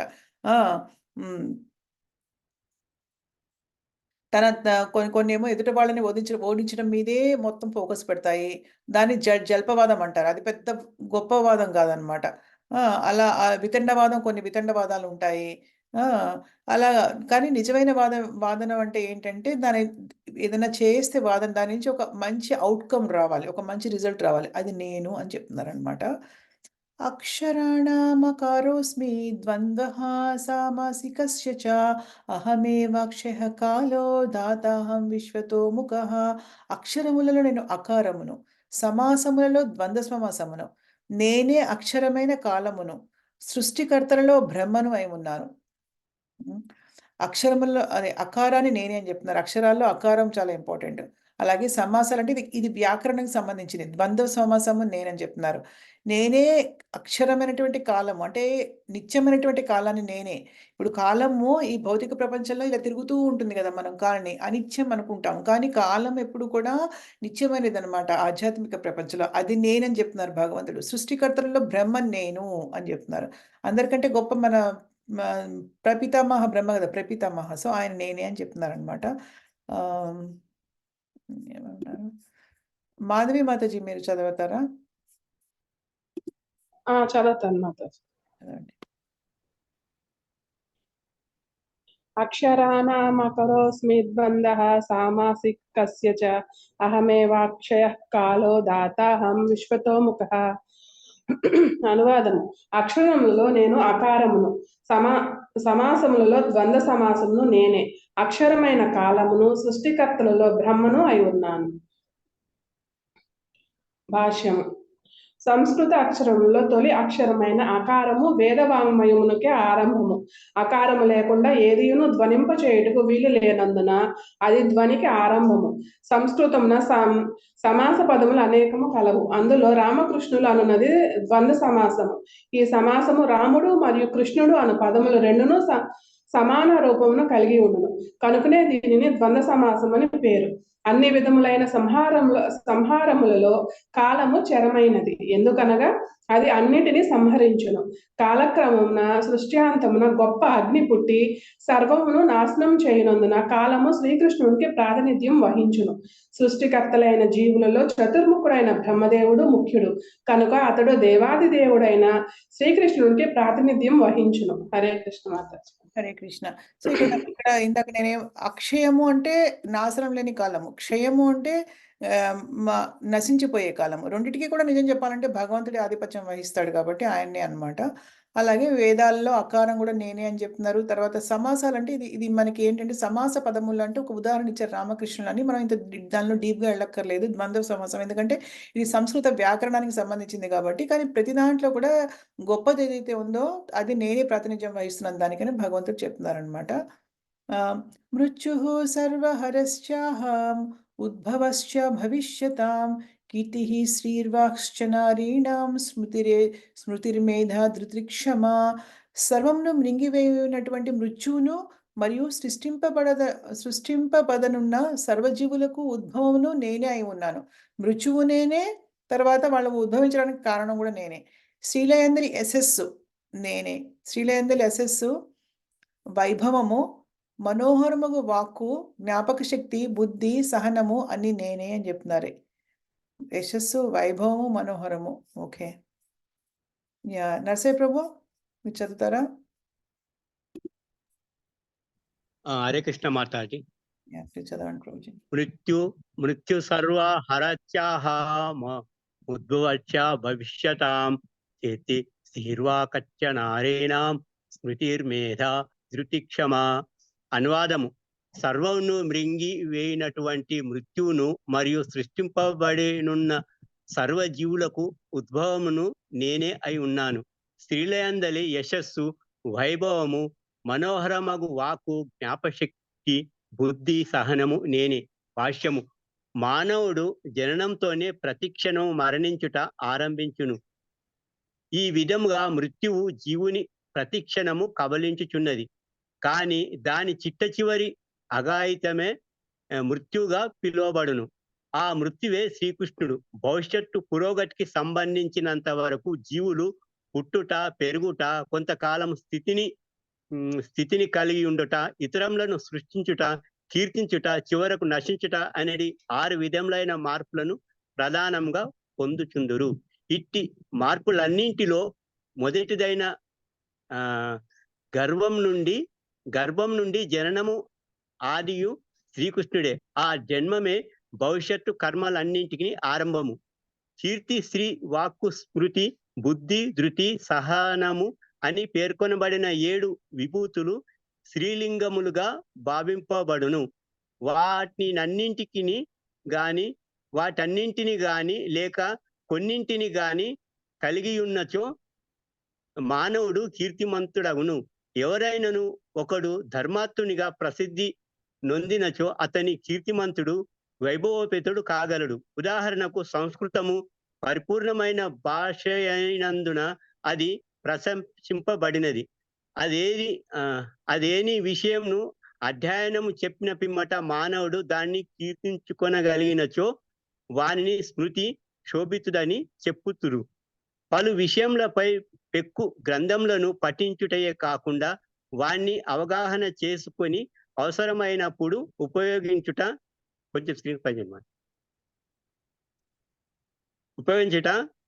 మేధ ఎనబడును. అది మరి యొక్క విభూతి. చంచలత్వమును జయించు శక్తియే త్రుటి అనబడును. పరిపూర్ణ యోగ్యతలను కలిగియుండి మానవుడు నమ్రతను, మృదు స్వభావమును కలిగి సుఖదుఖములందు సమానత్వమును చూపగల శక్తిని కలిగి ఉన్నచో అతని అలక్షణము విభూతిని క్షమ అనబడును. హరే కృష్ణ మాట్లాడు. ఆ లక్షణము విభూతి క్షమ అనబడును.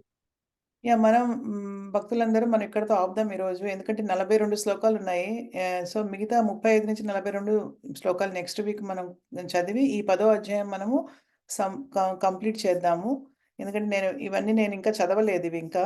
అంటే నేను ఒకసారి మీకు చెప్పే ముందు తెలుగు కాబట్టి, తెలుగు కాకపోతే నేను ప్రిపేర్ అవ్వక్కర్లేదు. కానీ నేను యాక్చువల్గా ప్రిపేర్ అయ్యింది ఇంతవరకే ప్రిపేర్ అయ్యాను. కానీ ఒక శ్లోకం ఎక్స్ట్రా చదివాము మనము. That's okay. దీని గురించి నెక్స్ట్ వీక్ మనం చర్చ చేద్దాము, ఈ 34వ శ్లోకం గురించి.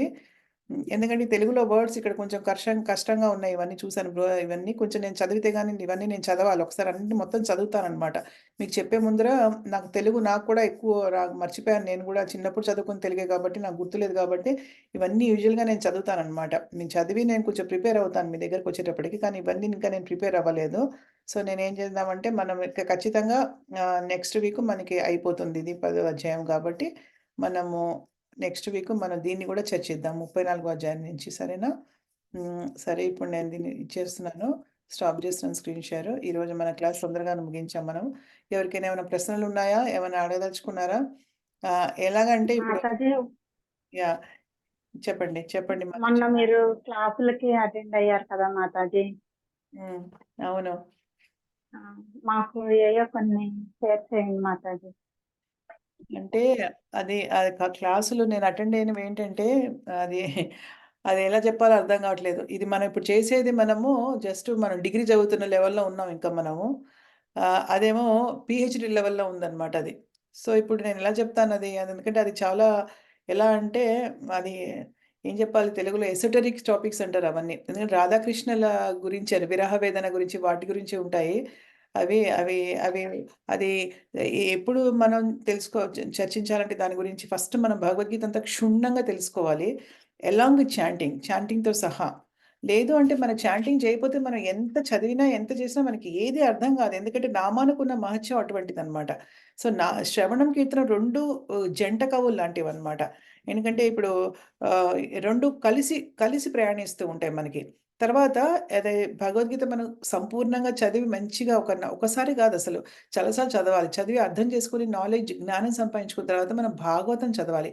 ఆ భాగవతంలో 10వ స్కందంలో ఉన్నాయి అసలైనటువంటి రస పంచోధ్యాయం అని చెప్పేసి.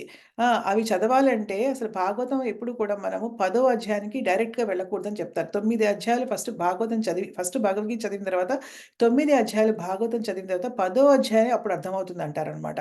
అది అలాంగ్ విత్ చాంటింగ్, మళ్ళీ చాంటింగ్‌తో కలిపినటువంటి సాధన అనేది చాలా ఇంపార్టెంట్. ఆ 10వ అధ్యాయం మనం అర్థం చేసుకున్న తర్వాత 11, 12 అధ్యాయాలు అర్థమవుతాయి. తర్వాత మనం చదవాల్సింది చైతన్య చరితామృత. ఆ చైతన్య చరితామృత పీహెచ్‌డీ అంటారు చదువు. అది అయిపోయిన తర్వాత, అది కూడా అయిన తర్వాత ఇప్పుడు ఈయన ఏదైతే చెప్పారో హరి పార్షద్ ప్రభుజీ అని చెప్పేసి ఆయన చాలా స్కాలర్లీ అన్నమాట. ఇంకా స్కాలర్లీ అంటే ఒక పండితుడు అనమాట ఆయన దాంట్లో. అయితే ఏంటంటే ఆయన చెప్పే టాపిక్స్ ఎలా ఉన్నాయంటే దాన్ని మించి ఉన్నాయి. ఇప్పుడు 'చైతన్య చరితామృత' చదివి అంచెలిలలో నిజంగా చైతన్య మహాప్రభు విరహ వేదన భగవంతుడి పట్ల ఏ విధంగా అనుభవిస్తాడనేది చాలా హృద్యంగా చెప్పారది. చాలా హృద్యంగా. కానీ మామూలుగా ఇప్పుడు మనం వెళ్లి 'చైతన్య చరితామృత'లో అంచెలిల్లో మనం చదివామనుకోండి, మనము మనకేం అర్థం కాదు యాక్చువల్‌గా. అంటే ఆ భావన కూడా రాదు. ఆ ఎక్స్‌పీరియన్స్ కూడా చేయలేం మనం దాన్ని. కానీ ఎప్పుడు చేయగలుగుతాం అవన్నీ గూడా అది ఇప్పుడు ఈయన చెప్పే లెక్చర్స్ ఏంటంటే ఆఫ్టర్ 'చైతన్య చరితామృత'. 'చైతన్య చరితామృతం' అయిపోయిన తర్వాత వచ్చే టాపిక్స్ అన్నమాట. అంటే పూర్వపు ఆచార్యులు. ఇంకా అవి చదివిన తర్వాత మన ఇస్కాన్‌లో జనరల్‌గా చెప్తున్నాను. ఆ 'చైతన్య చరితామృత' చదివిన తర్వాత మన పూర్వపు ఆచార్యుల పుస్తకాలు చదవడం మొదలెడతారు. పూర్వపు ఆచార్యులు అంటే ఎవరంటే వాళ్ళందరూ ఎవరో కాదు గోపికలు. నిజం చెప్పాలంటే గోపికలన్నమాట. వాళ్ళందరూ ఆ గోపి భావనలో ఉంటారు. రాధారాణి భావనలో ఉంటారు. వాళ్ళు రచించిన పుస్తకాల నుంచి చెప్తారీయన. అంటే మనకెలా మరి ఇప్పుడు అందుకని నేనిప్పుడు అవన్నీ చెప్పలేననమాట. అందుకనే మనం ఏంటంటే ఆ లెవెల్‌కెళ్ళినప్పుడు అర్థమవుతుంది మనకి. ఎందుకంటే అవి మామూలుగా వింటే అపార్థాలు చేసుకుంటారు అందరూ గూడా అనమాట. డిఫరెంట్‌గా ఉంటుంది ముఖ్యంగా. దానికి కావాల్సినటువంటి ఒక ప్లాట్‌ఫార్మ్ మనం ఏర్పరచుకోవాలి ఫస్టు. అర్హత అని గాదు గానీ ఒక ప్లాట్‌ఫార్మ్ ఉంటుంది కదా! ఆ ప్లాట్‌ఫార్మ్‌కి మనం రీచ్ అవ్వగలగాలనమాట. అయినప్పుడు మనకర్థమవుతుంది. ఎస్పెషల్లీ ఈయన మొన్న వచ్చినాయన 7 రోజులు వరుసగా ప్రతిరోజు ఎళ్ళాను. అసలు ఆయన ఎళ్ళిపోతున్న తర్వాత ఏడ్చానని గూడా జెప్పాను. ఏడ్చాను ఆయన వచ్చేస్తుంటే కార్‌లో ఏడుపొచ్చింది. ఎందుకంటే ఆ సెపరేషన్ భగవంతుడి పట్ల ఏదైతే ఆ వేదన అనేది ఉంటుందో భగవంతుడిని వదిలిపెట్టి ఉన్నాము అన్న వేదన మనని కృంగి చేయాలి. అది భక్తి అంటే. అంతేగాని, అంతేగాని భగవద్గీత మొదట్లో మనం ఇంకా సిన్సియర్‌గా ఉన్నామేమో అనిపిస్తుంది. భగవద్గీత చివరికొచ్చేటప్పటికి ఇంకా అసలు భగవద్గీత కూడా వినగలమా లేదా అంటే అలా కాదు. అది కాదు భక్తి అంటే అసలు. ఇంకా అర్జునుడు చూసారా ఇంకా వినాలి, ఇంకా వినాలి, ఇంకా వినాలి అనిపించాలన్నమాట. అయితే ఏంటంటే ఇంతకీ ఆయన టాపిక్స్ అనేవి అలాగున్నాయన్నమాట. నేను పైగా ఆయన టాపిక్స్‌ని నేను చెప్పలేను కూడా నిజం చెప్పాలి. ఆయన రికార్డ్ కూడా చేయరు అందుకే ఆయన. నే మామూలుగా ఎవరైనా మామూలుగా వస్తే మామూలుగా చాలామందొస్తారు. సన్యాసులు వాళ్ళు వీళ్ళు భక్తులు చాలామందొస్తారు. ఎప్పుడు వస్తూనే ఉంటారు. మళ్ళీ ఇప్పుడు మా గురు మహారాజ్ గూడా వస్తున్నారు మళ్ళీ ఇప్పుడు జూన్ ఫస్ట్ వీక్‌లో ఒక వారం రోజులు ఆయనొస్తారు ఆయన. సో, అది గూడా ఉంటుందనమాట. అయితే ఏంటంటే వస్తారు చెప్తారు రికార్డ్ అవుతాయి అవన్నీ గూడా. కానీ ఈ ప్రభుజీ ఆయన రికార్డ్ చేయడానికి ఒప్పుకోరాయన. ఎందుకంటే అది చాలా హై లెవెల్ ఆఫ్ అనమాట ఇంకా. అంటే ఇప్పుడు రస రస అన్నమాట. ఒక రిలేషన్‌షిప్ భగవంతుడితో ఏర్పరచుకున్న వాళ్ళకి బాగా అది అర్థమవుతుందన్నమాట. అందరికీ ఇప్పుడు మీరు అడగొచ్చు. అందరికి అక్కడొచ్చిన వాళ్ళకి అర్థమవుతుందా మాతాజీ? అందరికీ మళ్ళీ అర్థం కాదది. కానీ అందుకనే ఆయన కూడా ఏంటంటే మరీ డీప్‌గా ఎళ్ళకుండా జనాల్ని బట్టి చెప్తారన్నమాట. కొంతమంది చాలా అర్థం చేసుకునే వాళ్ళుంటారు. కొంతమందికి అంతగా వాళ్ళ ఆ ఎక్స్‌పీరియన్స్ అనేది చేయలేరు. విరహ వేదన అనేది ఎవరైతే భగవంతుడి పట్ల విరహ వేదన అనేది ఆహ్, ఆహ్, ఆహ్, ఎక్స్‌పీరియన్స్ చేస్తారో, అనుభవపూర్వకంగా తెలుసుకుంటారో వాళ్ళు మాత్రమే ఎంజాయ్ చేయగలిగే టాపిక్స్ అవన్నమాట. అందుకని ఈయన టాపిక్స్ నేను చెప్పలేను కూడాను. ఎందుకంటే ఆయన చాలా హైలీ క్వాలిఫైడ్ ఆయన. చాలా హై లెవెల్‌లో ఉన్నారాయన. ఆయన ఎక్కడెక్కడి నుంచో తీసుకొచ్చి ఆయన కోట్స్ చేశారు. నేను యాక్చువల్‌గా రాసుకోవాల్సింది అదే నేను ఫీల్ అయ్యాను. రాసుకోవాలి, ఫోటోలు తీసుకోవచ్చు. ఆయన ఏదైతే కోట్ చేస్తున్నారో వర్సెస్ అన్ని ఫోటోలు తీసుకొని ఉండాల్సింది. తీసుకొనుంటే మీకు నేను గూడా యాక్చువల్‌గా నేను చూపించేదాన్ని. కానీ అన్‌అఫీషియల్‌గా, అఫీషియల్‌గా కాదు. చాలామంది భక్తులు యాక్చువల్‌గా తీసుకున్నారు. ఫోటోలు అవన్నీ తీసుకొని ఐఫోన్‌లలో ఫోటోలు తీసుకొని భద్రపరుచుకున్నారు. అవన్నీ మనకి బయట ఎక్కడ దొరకవు సమంగా. కానీ నేను ఆ పని చేయలేకపోయాను. నేను వినడంలో మొత్తం ఫోకస్ చేసేసాను. ఇంక అవన్నీ చేస్తుంటే నేను వినలేను. అవన్నీ ఫోటోలు తీసుకొని, రాసుకొని, చేసుకుంటుంటే మైండ్ ఫోకస్ ఉంటది గదా! ఆ క్షణాన నేను ఎంత మాధుర్యం అనుభవించానో అన్నది నిజంగా అసలు అది చాలా ఇంపార్టెంట్. అసలాయన ఒక్కొక్క శ్లోకం అసలు చెప్తుంటే అసలు అవి చెప్తున్నప్పుడు ఏడిపే చాలామంది ఏడ్చాం యాక్చువల్‌గా. అలా కళ్ళమ్మట అలా బడబడ నీళ్ళొచ్చేస్తాయన్నమాట. ఆ రాధారాణి, ఆ కృష్ణ విరహము, ఆయన ఎళ్ళిపోవడము బృందావనం వదిలిపెట్టి, అప్పుడు వాళ్ళ ఫీలింగ్స్ ఏంటి, ఇవన్నిటిని కూడా పూర్వపు ఆచార్యులు చాలా హృద్యంగా వర్ణించారు వాళ్ళందరూ. అంటే వాళ్ళు అనుభవిస్తూ వర్ణించారది. అంటే వాళ్ళు అనుభవిస్తున్నారు, ఎక్స్‌పీరియన్స్ చేస్తున్నారు, వాళ్ళు చూస్తున్నారనమాట. వాళ్ళు పార్టిసిపేట్ చేస్తున్నారు లీలలో. వాళ్ళు పాల్గొంటున్నారు. సో, పాల్గొంటున్నారు కాబట్టి అవి చాలా, చాలా, చాలా మన హృదయాన్ని ఇలాగా టచ్ అవుతూ ఉంటాయన్నమాట. ఓకేనా మాతాజీ? అది. నేను ఏమి తీసుకోలేదక్కడ. ఆయన రికార్డింగ్స్ కూడా లేవు. నేనప్పుడు వినండి ఎంజాయ్ చేసిందే. నిజం చెప్పాలంటే. నాకదే చాలా ఆనందం కలిగించింది నిజం చెప్పాలంటే. బట్ నెక్స్ట్ టైమ్ ఏదన్నా ఉంటే నేను స్లైడ్స్ తీసుకోవాలి కొంచెం ఫోటోలు అలా అనుకుంటున్నాను. అప్పుడు ఏమన్నా ఉంటే మీతో షేర్ మాతాజీ చెప్పండి మాతాజీ. మీరు చెప్పిన విధానాన్ని బట్టి చూస్తే మేము నర్సరీలో ఉన్నాం మాతాజీ. నర్సరీలో అని కాదు మరి భగవద్గీత నర్సరీ నుంచి ఒకేసారి మేము పిహెచ్‌డికి వెళ్ళలేము. పిహెచ్డిని మించింది అసలు మీరు చెప్పింది. మేము ఇవన్నీ దాటుకుంటే ఎలా అంటే చాలా దాటుకుంటూ సో వెళ్ళాలి. మెనీ ఇయర్స్ పడుతుంది. పడుతుంది కదా! మరి సో అందుకే మెనీ ఇయర్స్ పడుతుంది మాతాజీ. పడుతుంది. చాలా సంవత్సరాలు పడుతుంది. నేను 20 సంవత్సరాల నుంచి ఉన్నాను ఇప్పుడు కృష్ణ కాన్షియస్‌లో మరి 20 సంవత్సరాలు. సో ఏంటంటే అర్థమవుతుంది మాతాజీ. అయినా గూడా నేనేమి అంత క్వాలిఫికేషన్ ఏమీ లేదు. ఈ సాధన అనేది సముద్రం లాంటిది కమల మాతాజీ. మనకి సముద్రంలో ఏమైనా దానికి ఒక లిమిటేషన్ ఉంటుందా? ఉండదు కదా! సో అయిపోయింది అనుకుంటే ఇంక అది భక్తి కాదు. ఇంకా చేయాలి, ఇంకా వినాలి, ఇంకా చేయాలి.